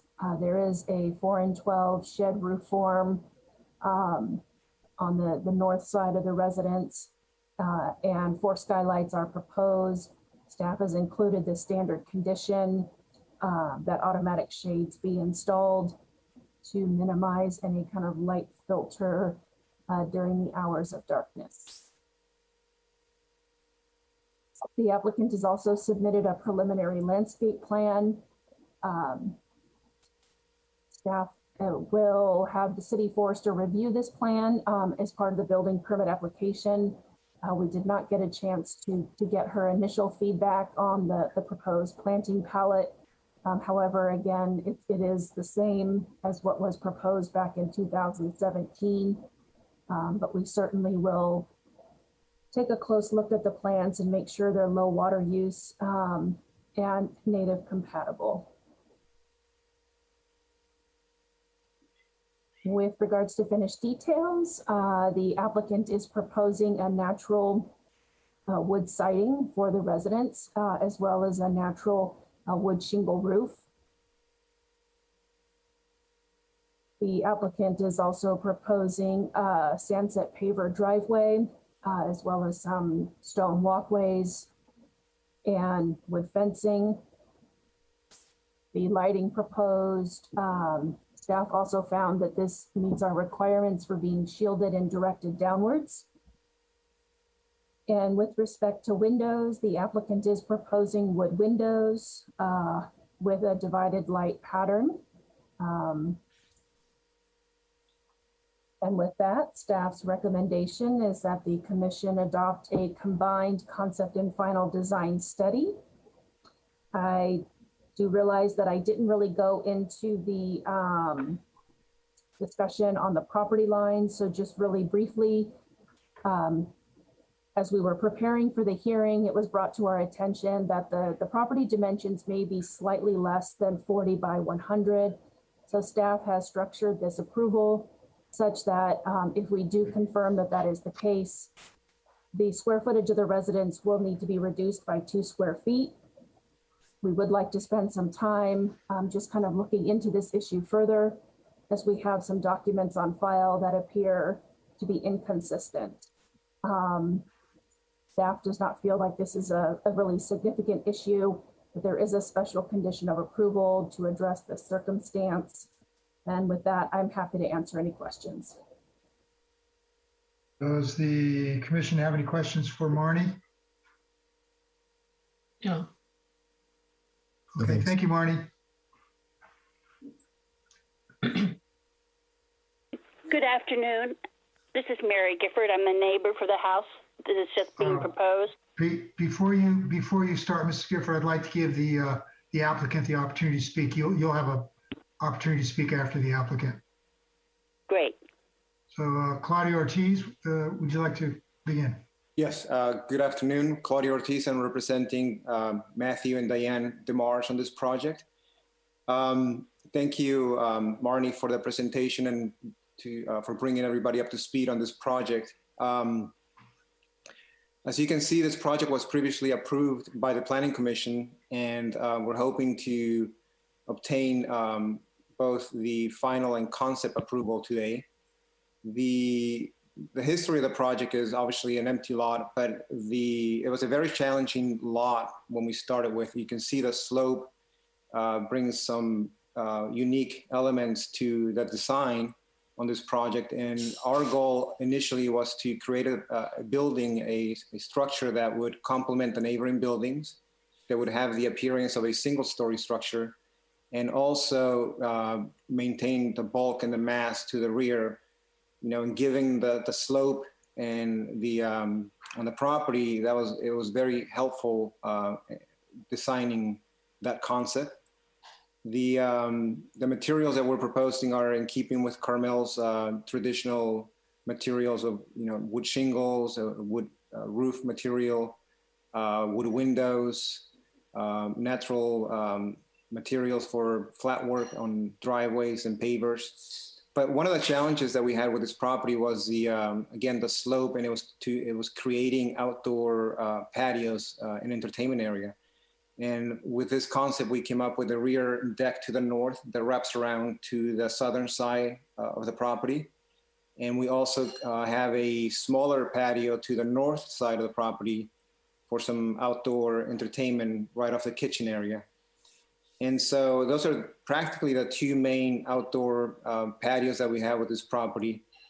The footprint of the building, due to the slope, is mainly pushed towards the front of the property. So that again created the challenges for the outdoor patios. As Marnie mentioned, we meet the setbacks, the height limits on plates and ridges. Volume has been reanalyzed, and we make some modifications to it. I think the overall project is in keeping with the neighboring properties, although we do have a very massive structure across the street, which is the Sunset Center. But I believe that the structure is very in keeping with the traditional style of Carmel, and I think that's pretty much what I have. I'm sure you're going to have some questions regarding the design and the layout or the slope. So I'll be more than happy to answer your questions if you have any. Does the commissioners have any questions for Claudio this time? Okay, thank you, Claudio. Thank you. Did the DeMars wish to make any comments? I asked them last time out of turn. I thought I'd give them the courtesy of nothing to add. Okay, thank you. We had a member of the public that wanted to speak. You can speak at this time. Thank you. Can you hear me? Yes, we can. Go ahead. Just a quick question. I know that Claudio Ortiz does beautiful work. He's done several houses on the street. The slope is the only thing that concerns us because we are directly next to this project. My question, easy one, I hope that Mr. Ortiz may be able to answer, is once they start excavating this land, is it weeks or days before they're done? Because several people have said that's going to be your biggest concern. And my second question is really pertinent to that. About when will this excavation start? Let's say if the project is approved the end of the month. So can I go ahead and answer the questions? Yeah, go ahead. Yeah, so the most likely if we get this project approved today, we have to submit the plans to the building department. We're looking at obtaining a building permit roughly within 4 to 6 weeks. It's typical turnaround for the building permit. So I would assume that the March will want to break ground immediately after that. So I would say within 6 to 8 weeks, you'll see some excavation starting on the property. The concern with the excavation, that, you know, it's a significant, good size excavation, and I think you should be aware of that. However, there are some engineers and some professionals that are involved in the excavation, and there's going to be shoring on the property. So it's going to be open probably for at least, I would say, a good 8 weeks before you see foundations, concrete being poured, and then everything getting backfilled. So it would be at least 2 months before you start seeing the structure going up. But again, I would not be concerned with the terrain or the excavation.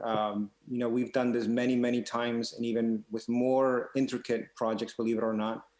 So you'll be more than happy. We're actually more than happy to meet with you on site if you like when we start construction and talk to the excavator and meet at the marsh, and we can have a game plan with you and fill you in on how things are going to occur, especially on that initial phase. So if you want to reach out to us and set up a meeting before starting the project, we will be more than happy to set that up with you. Great. You answered my questions. Thank you very much. You're welcome. Mr. Chair, if I could just add to that, Mr. Ortiz has done a lot of work around here, and so he is well prepared for this project. But I just wanted, for the neighbors' sake and for anyone else in the public that's listening, so the city does require in projects like this that there is shoring, and there are shoring plans that are submitted to the city. So it's not just that the applicants are left to their own devices to figure out how to shore it. We inspect those plans before they're approved. We inspect the shoring as it's being installed. So that we are protecting the surrounding neighbors and frankly the property owners too, so that they don't have an accident. So there are safety measures in place as well at the city. Mr. Ortiz is a qualified professional and he's done this a lot, but just for everyone's just sort of knowledge, the city does take care of that type of thing as well. Thank you, Director, for those comments. Okay, are there any other members of the public that would like to address the Planning Commission regarding this application? Okay, I don't see or hear any. I'm going to close the public comments, open it up to the commission for their comments. Commissioner Locke, would you like to begin? I think this is a good project. Obviously, it's been approved before. So, I wish you guys the best on getting this quickly done for your neighbor's sake. And yeah, I mean, I actually think Cosentino got approved right before I came on the commission. At least I don't remember approving it, but I know that it was a project that has previously been approved, so there's no reason that we should have an objection. So thank you. Thank you, Commissioner Locke. Commissioner Lehman, would you like to make some comments at this time? Sure. Yeah, I totally support the project. Again, I was on the commission when we approved it the first time, so I have no reason not to approve it now. I'm sorry for this little quirk in the square footage, and I'm sure it will all be resolved quickly, I hope, and I wish you the best. Thank you, Commissioner Lehman. Commissioner Bolton, would you like to make some comments? Yeah, pretty simple. I don't have a lot to add. I don't see any reason to overturn the previous planning commission's ruling on this. I don't believe part of the planning commission during this either, but I don't have any objection to it. Thank you, Commissioner Bolton and Commissioner Dells. Nothing to add. I'm supportive, especially having heard from the one neighbor who I think is probably the most impacted. That was helpful. All good. Thank you, Commissioner Delves. Staff, could you bring up the resolution so we take a look at that? Absolutely. Thank you.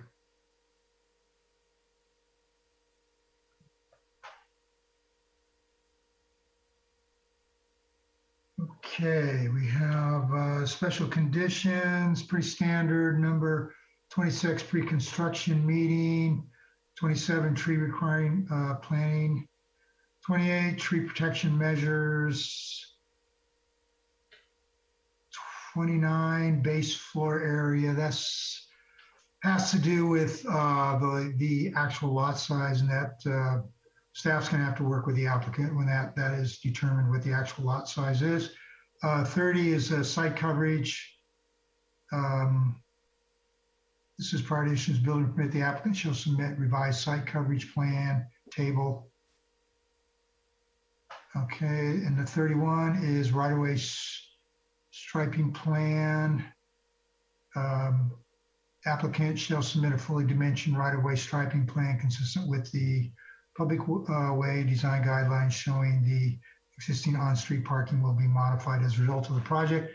And 32 is archaeological report.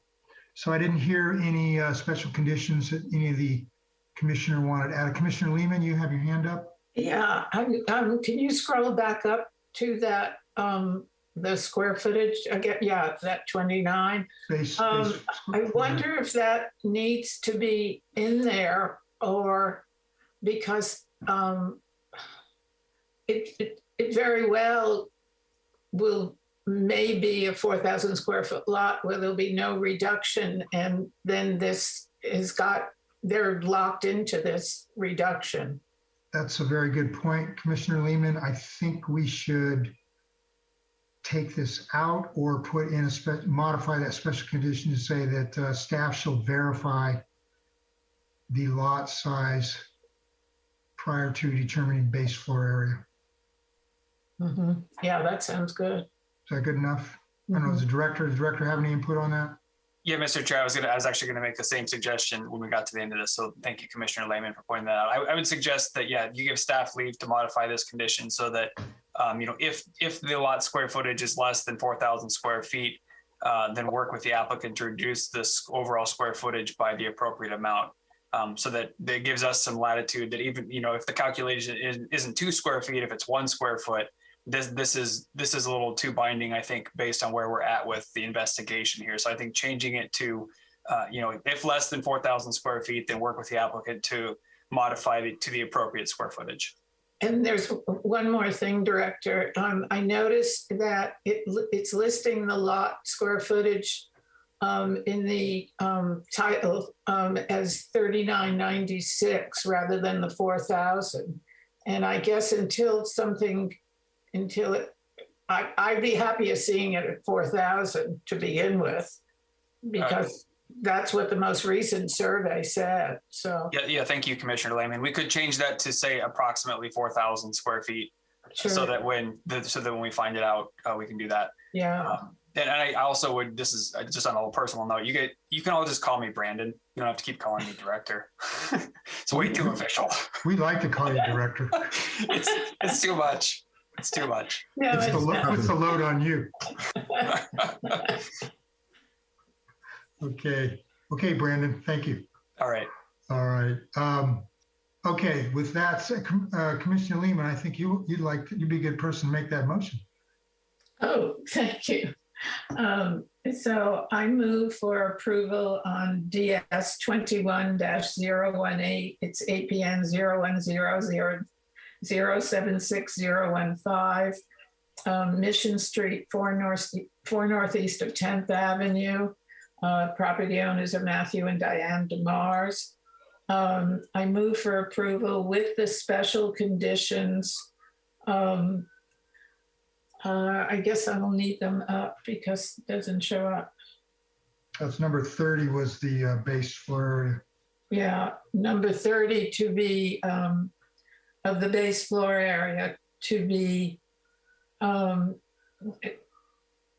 changed to 1,800 square feet, and the lot size to be 4,000 square feet. Maybe we could do a plus or minus. I think the recommendation from Brandon was that we change the language to, if staff determines that the floor, Yes, thank you. the site size is less than 4,000 square feet, that the base floor area should be adjusted accordingly. Does that cover it, Brandon? Okay, got a thumbs up on that. So let's use that language. Okay. And then standard condition number 8 will be revised. Number 8, yes. Yeah. Okay. So do we have a second on that motion? Sure, second. Okay, Commissioner Bolton has seconded. So we have a motion to accept staff resolution for approval with revision of standard condition number 8 and the revision as stated of special condition 30. Okay, is there any further discussion? Seeing none, hearing none. Can we have roll call, please? Commissioner Bolton? Commissioner Bolton? Oh, he's yes. Okay, thank you. Commissioner Dills? Yes. Commissioner Lehman? Yes, I'm sorry to interject this again, but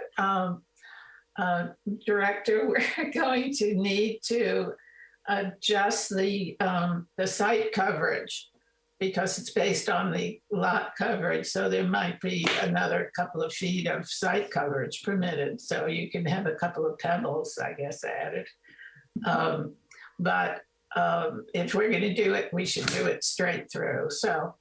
Okay, we're in the middle of a motion. Yeah, we're in the middle of a motion. Let's, I think number 30 reflects it, that those, if it's less than 4,000 square feet, then those, okay, the adjustments are going to be made, revisions be made. So, Mr. Chair, what you could do, just from a parliamentary procedure perspective, is you could stop the vote, maker of the motion could make an amendment, and then you would start over again on the motion, if that's what the desire was. Well, I'm going to ask Commissioner Lehman, do you feel that's necessary, or do you feel that the language that, as stated in the motion as is presented?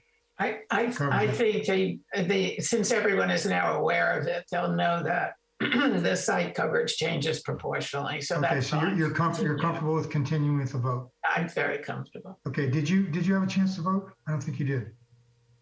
Oh, did Margie? Did you call on? Commissioner Yes, Lehman? I did. She did not vote. Okay. Yes. Commissioner Lehman? Yes. Thank you. Commissioner Locke? Yes. And Chair LePage? Yes. Okay, the motion is carried. Thank you, everyone. Thank you. Okay, that concludes the public hearing portion of our agenda. And the next item on the agenda tonight is the director's report. The director will speak now. Thank you, Mr. Chair. So I do actually have a somewhat lengthy report for you. I have a couple of update items and a couple of sort of straw poll items, as I've been doing over time. So I hate to take too much time, but we did get through it tonight quickly. I want to commend the commission again. That's 7 items on an agenda we got through relatively quickly tonight. So thank you for that. But just a couple of quick update items. Community planning and building is now open to the public fully, 8 a.m. to 4 p.m. Our front counter is open. City Hall is open 8 till 5. So you can come and interact with our administrative counter, but our planning and building counter is open from 8 a.m. to 4 p.m. So please do come and see us. We're excited to see the public. We are limited to 2 people in the lobby at a time right now. That may change come June 15th, so stay tuned. But right now we're operating with 2 people in the lobby at one time and then everyone else waiting outside. But we are excited about that. Another piece of exciting update news, our recruitment has closed for replacement of our assistant planner that we lost. I'm excited to say we have almost 50 applications for that position. So I am certain that we will get someone qualified to come and join our amazing team. So I'm very, very excited about that. I'm going through the screening process right now and hope to start interviews, hopefully by the end of the month.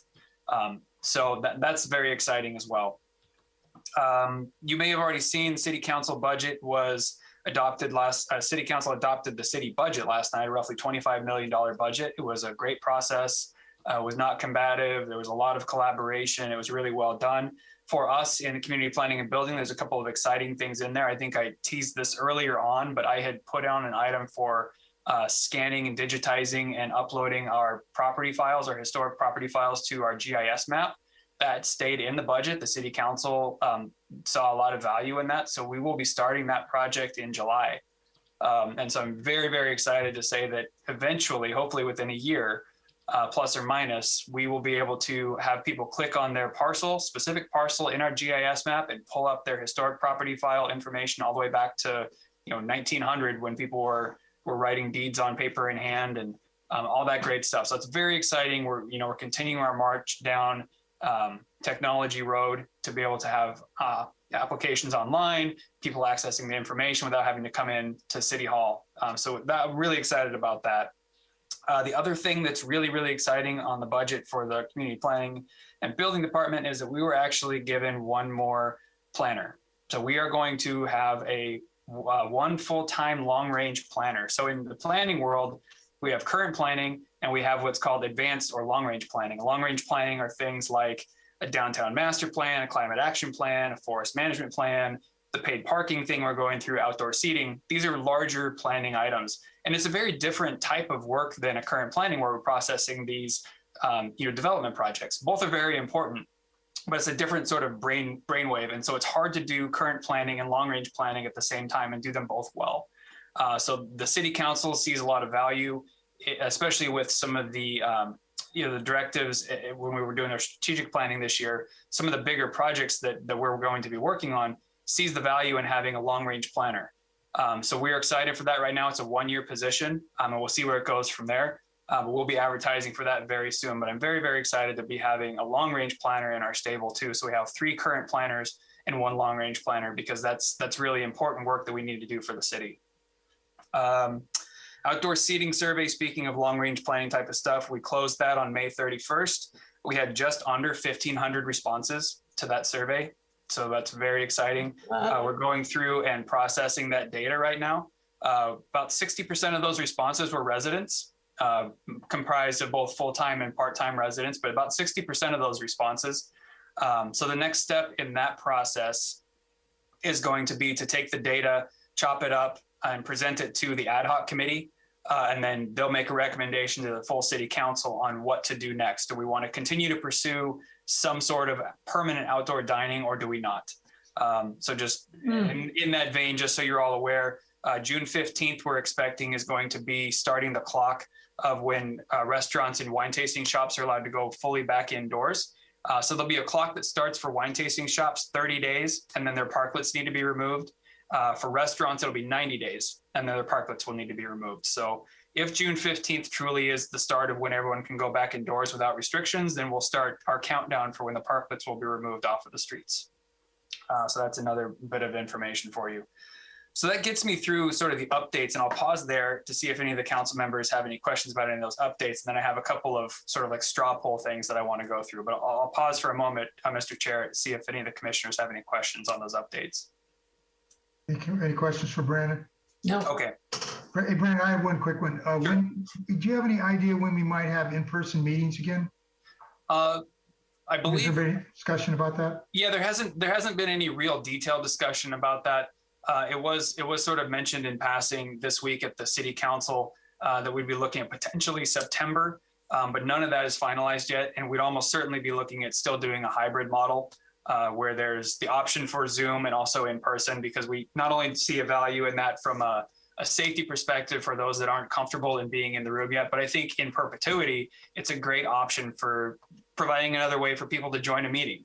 So we're looking at hybrid models for our public meetings as well. Yeah, I think that definitely addresses the equity issue. That's Absolutely. a good idea. Yeah. Okay, thank you. Absolutely. Okay, so the two sort of like more heavy items I'd like to discuss, or I guess present, and then see if there's any feedback from the commission. One is our consent agenda. You know, I've been here 6 months now, and I keep trying to find ways to make our process better. We've been loading up the agendas more. We're going later, which is great. I feel like we're streamlining the process. I'd like to start taking advantage of the consent agenda more. But I wanted to sort of take the temperature of the commission, because I've heard that, you know, sometimes there's certain things that the commission in the past, and not this commission necessarily, I'm going back in history, didn't want to see on the consent agenda. So some of the stuff I'm thinking would be appropriate for the consent agenda would be use permits, the easy ones, you know, like the 2 restaurants we saw tonight. I would probably have put those on a consent agenda, but I'd like to know what the commission thinks about that. And then also some of our final details items. For example, the 2 that we saw this evening, Takizawa and Toru. Perhaps if there's no major changes from the preliminary design, I'm thinking perhaps those could go onto a consent agenda. Of course, anything on a consent agenda could be pulled off. For example, Toru, there was great conversation about the light fixture. So that would have been a reason to pull it off the consent agenda, talk about the lighting issue only, and then move on to approval. And the reason I bring this up is because I'm thinking about when we have our 3rd planner join our team again, that means we're probably just going to be pushing more items through, because ultimately we're trying to keep this process moving, and I'm trying to streamline this. So tonight we processed 7 with 2 planners. It's 3.5 per planner. If we add another planner, you're looking at 10 to 11 items possibly for a planning commission. So if we can find ways to put things on consent that the commission is going to be comfortable with, I'd like to have that discussion. So I guess I'll open for like, that's my ask for sort of like a straw poll about the feeling of the commission on the consent agenda. Okay, why don't I just do my normal thing? I'll just poll each commissioner. So Commissioner Lehman, would you like to weigh in on that first? Sure. You know, in the past, we have pulled items off the consent agenda when we felt it was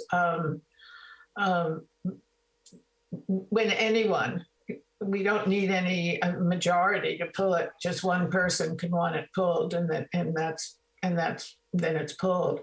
I only worry about. I'd only be concerned about if we start making it every time we're going for final, they end up on the consent agenda. And there are important things in that final, like the landscape and colors and the materials. And if we routinely think that we can take, you know, I'm happy to leave it to your discretion to put it on the consent agenda or not. But I think it makes our job harder before we get to the meeting, because we don't get the advantage of the presentation. I mean, we have it, it's written, and we're all pretty thorough about reading everything, but there's nothing like seeing it on screen, seeing it, well, not on screen, yeah, on screen, even in the council room, we'd be seeing it on a screen. And having someone talk it. So it just reinforces the information, and they usually don't take very long. The only time we go into lengthy discussions is when it's a controversial project to begin with, but we went pretty quickly. I bet we weren't even 10 minutes on those 2 items. But they did, I mean, we did catch that thing with the light. I don't know if I would have caught it. Okay, thank you, Commissioner. And I have this, yeah, go ahead, because I know you want to poll the whole commission. I'll save this for the very end. Okay, Commissioner Locke. Lighting. Yeah, I like the concept of using the consent calendar more. I think there were a number of items tonight that were probably consent item final approvals and the use permits. I think I would probably just leave it to Brandon's discretion to decide whether or not it's something that is probably not going to be controversial, and go ahead and schedule it as a consent item. If we have any issue that comes up, obviously we can pull it and we can discuss it and have a presentation. But I'm all about try to keep the actual action items as, as they are actually needed versus ones that probably really don't need to have a lot of attention. Okay, Commissioner Dallas, what's your thoughts? My thoughts on consent agenda in general is consent agendas, they require quite a bit of trust to be effective, and that's trust between the commission and staff and especially the public. In general, the public does not trust consent agendas is my observation. And I've just always sort of taken that as a matter of fact. But as long as the commission and the staff trust each other and are, feel very comfortable that what's on the consent agenda is appropriately on the consent agenda and that I can convey that to the public, I'm all for consent agendas. And I think the items you've suggested, the use permits in particular, it was 6 o'clock before we were done with use permits tonight. And we got to see both of the menus and look forward to those places, but I don't know that any real benefit was derived for the public there. As to going to final, that's one, Brandon, we're just going to have to get used to it. And I think try it. And I think Gail is right that does make us have to do a little more work ahead of time because I know that it may not just unfold in front of me. I'm going to have to actually go and look at the light fixtures. But okay, let's try it. Okay, Commissioner Bolton, your comments. Yeah, sure. Generally speaking, regarding consent agenda, I'm in favor of things that are super simple, like the use permits being on consent agenda. That's fine. I'm not especially in favor of final action items being on consent agenda. Often there's follow-up, but obviously if there's projects where it's exceptionally simple or the compliance was perfect or we didn't ask for much in the first place, then I could certainly see that that would be appropriate for consent agenda. I'm a little concerned about consent agenda creep, but I think it's worth a try, certainly. And I think only the most obvious things would be on there anyway, and we can always pull them. I agree, though, that it will put more onus on us directly to do the homework. But I'm already doing it, so whatever. And then I guess that's it. I had another comment, but now I've misplaced it in my brain. So maybe I'll come back. I think my thought was just the practicality, because if we're going to have more planners and there's going to be more items on the agenda, then I think the only way to relieve that time thing is with the consent agenda. And I mean, I think it's pretty obvious that all the commissioners that I really try to run a pretty efficient meeting, try to keep us moving along. I mean, that's one of the goals I put for myself as being the chair. And I mean, I've been in some really long meetings sometimes. I mean, I remember meetings that went after 10 o'clock and you just get exhausted. You can't even think after a while. You lose your concentration, your blood sugar's down. So right now we're running right at about max. When you get up, what we've got right now is about max. All it would take is like 2 controversial items on there and we'd be going till 10 o'clock. So, we're kind of pushing the agenda right now. And if you get another planner, you're really going to be pushing it. So we're going to have to find some tools to try to make it run more efficiently. And I think every commissioner's comments here have been really good. Talking about trust, I mean, that's a big part of it. The public tends to not trust us a lot of times. I mean, I hear a lot of comments out there in the community that are sort of just expanded over, comments that just kind of include everything. It's kind of what motivated me to say something about preserving our existing housing stock tonight, because there's been a lot of pushback in the community about that lately. I don't think it's ever going to stop, but I just felt like, if you're gonna take some time and try and create more trust. So yeah, it's going to be a little challenging, but I'm in favor of efficiency. There's a lot of things that can go on the consent agenda. You can always pull it. I mean, I think every commissioner is always doing their homework anyhow, reading it. Doesn't mean something isn't going to slip by, and it doesn't mean, a presentation is always a good thing. Staff always makes the presentation, gives us a lot of opportunity to get to know a project better, the little details of it, the nuances and stuff. So, I think staff, I'm more than comfortable letting staff make those calls. I just think that if we're going to have longer agendas, we're going to have to use that. So it's a matter of practicality. Well, thank you to the commission on that. I think that gives me the direction I was looking for. Certainly, controversial use permits, we've had a couple recently. I would certainly not dream of putting those on a consent agenda. And we'll learn from each other. We're getting to know each other. We've been working together now for 6 months, and I really love working with planning commissions. And this one is just fantastic. So we'll get to learn as things get pulled off of the consent agenda, where that line is. And it's important to note for anyone from the public that's listening, any member of the public is allowed to pull an item from consent as well. It's not just the commissioners that can pull an item from consent. So if the public ever felt like something was being railroaded through on consent, they're always welcome to pull it off consent as well.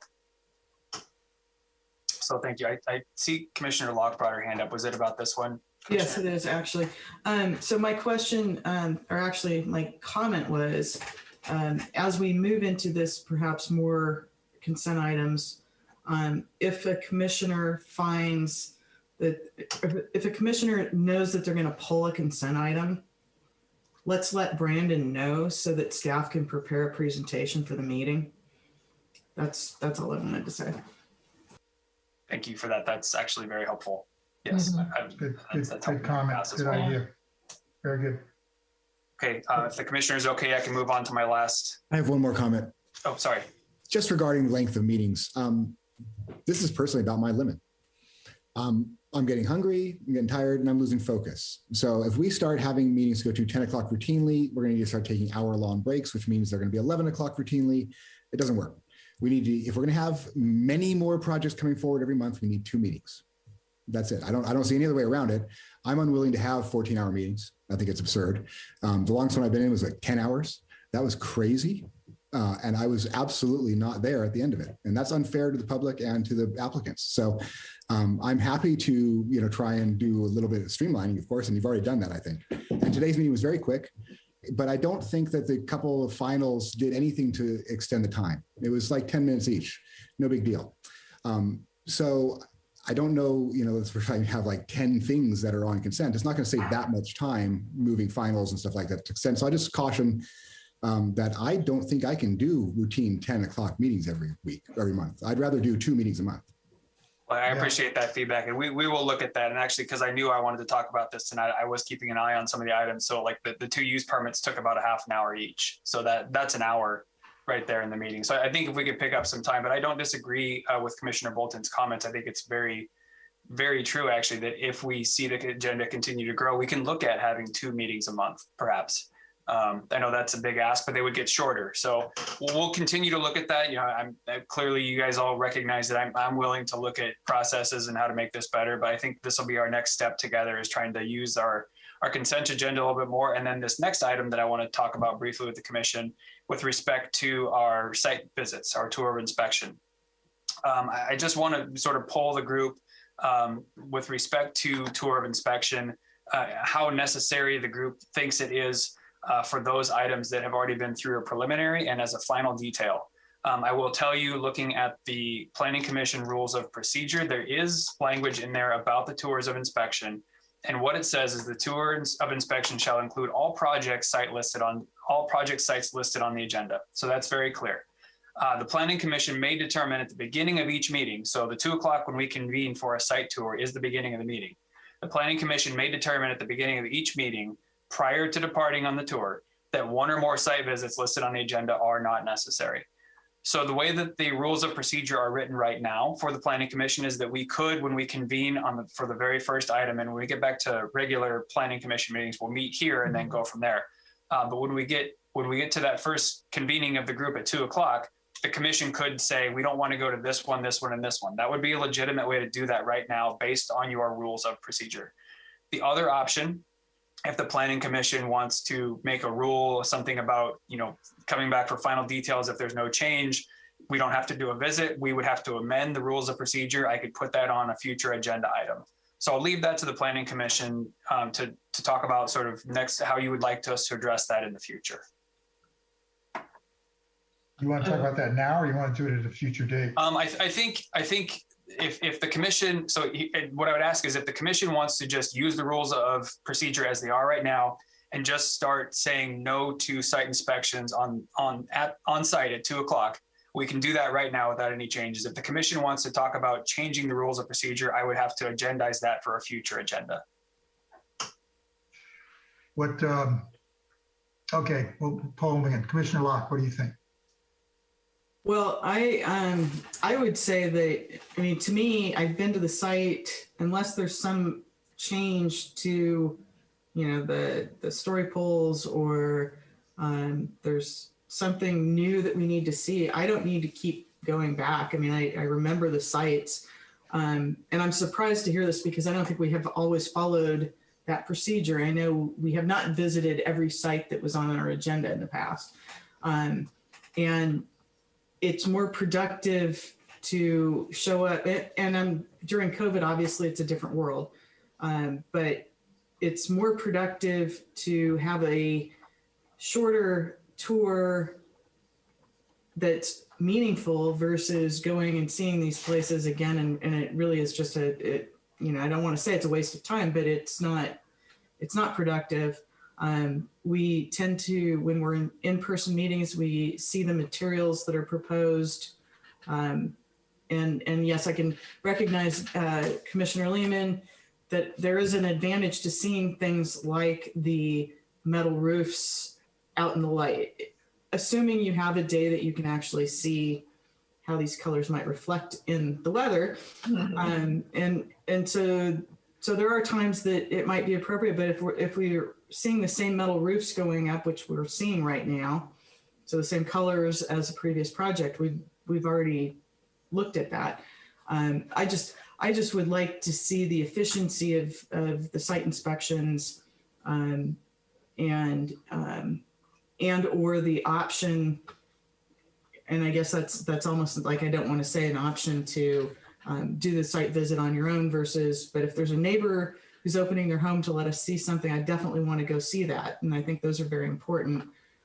But multiple trips to a site, even over years, and it's kind of the same project, I just don't see that as being helpful.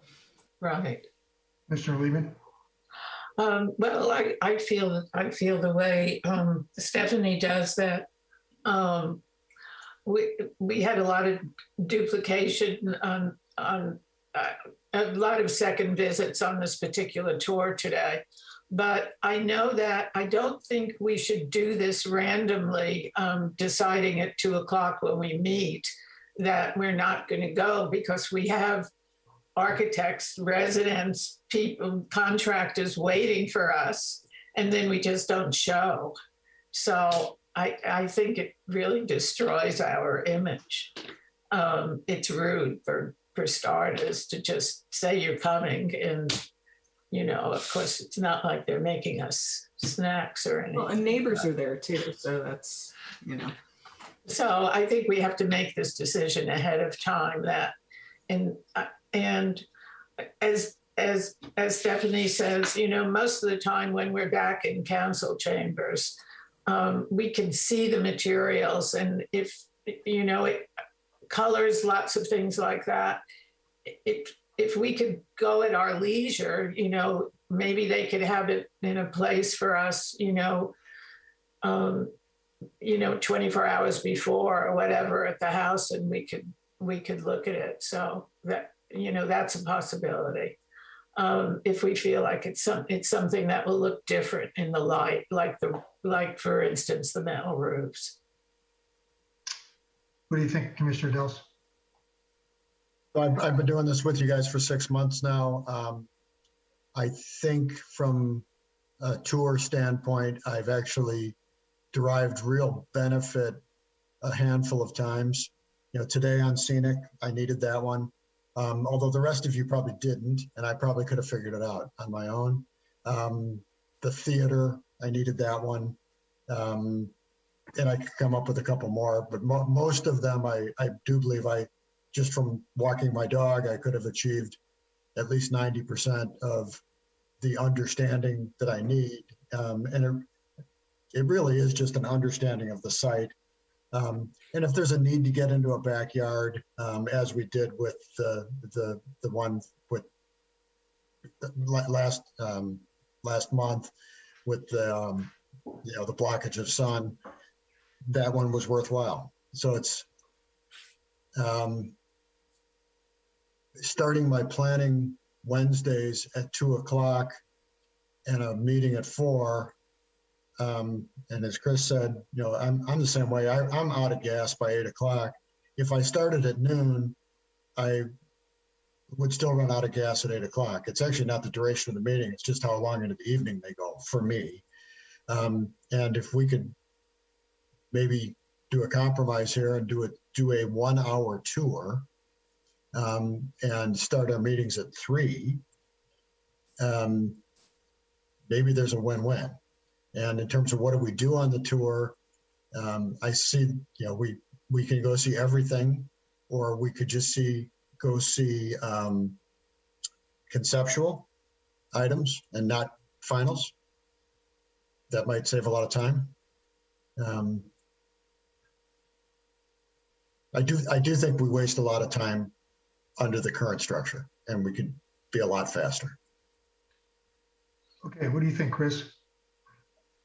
Yeah, generally, I think 2-hour tours are unnecessary most of the time.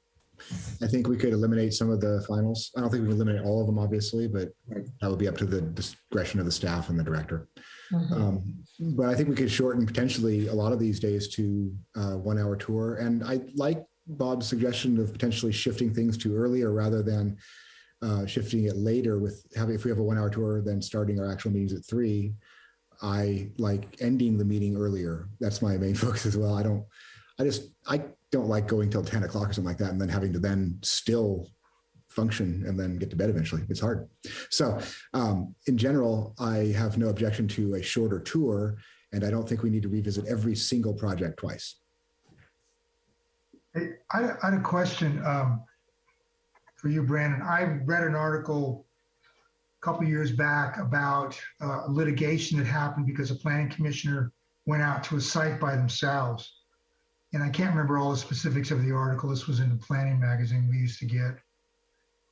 And so I know during COVID, it's been like a different world and everything, but the point of the article was there was a problem with planning commissioners going out to these sites by themselves. And I can't remember the specific litigation. I just wonder if you ever heard anything about that. Or other places I've worked, that's actually okay. I think where you might run afoul of, say Brown Act or something like that is if one commissioner goes out on their own and another commissioner goes out on their own and another commissioner goes out on their own, and then you have communication among the 3 commissioners outside of a noticed meeting, that's going to be a problem. Or if more than one commissioner goes out together without the public being there. But where I feel this is going, and where I'm going to probably make a suggestion to the commission, is that I think I would recommend coming back to you, maybe even the next planning commission, with some suggested language for amending the rules of procedure specific to tours of inspection. And I would check with our city attorney just to be sure that there wouldn't be any issues. But I feel like based on the comments I'm hearing, I think I could craft some parameters for what goes on a tour more at the discretion of staff, based on what needs to be seen by the commission, with an allowance for the commissioners to go out on their own if they want to, but really focused site tours when there's a real issue that needs to be seen visually. Like, for example, we were looking at 2 different heights of a garage with 2 different nettings. I think that's a really important type of thing to have the whole commission there have a conversation about. I don't know if going down to Carmel Plaza for 2 use permits is really an effective use of the commission's time. But the way that the rules of procedure are written right now, we're kind of stuck with that. So where I sense this is going, if the commission's okay with it, I will come back at either the next meeting or the one after with some suggested language for amended rules of procedure that you can adopt yourself. It doesn't have to go to council. They're your rules of procedure. It would be a noticed item. So we can do that between the 2 of us. Okay, great. I think we got that. Anything else on you want to? I guess, is that okay with the commission? I'm sort of asking. Yeah. I saw heads, so I just wanted to be sure. Sure. Okay. I mean, that sounds good. That's why I was. Then I appreciate your indulgence. I know it's past 8. That was a long director's report, but I had some things I wanted to cover today. So thank you for your time. Thank you. Okay. I think that concludes our meeting. Thank you, everyone. We'll see you next month. Good to see you. Okay. Bye.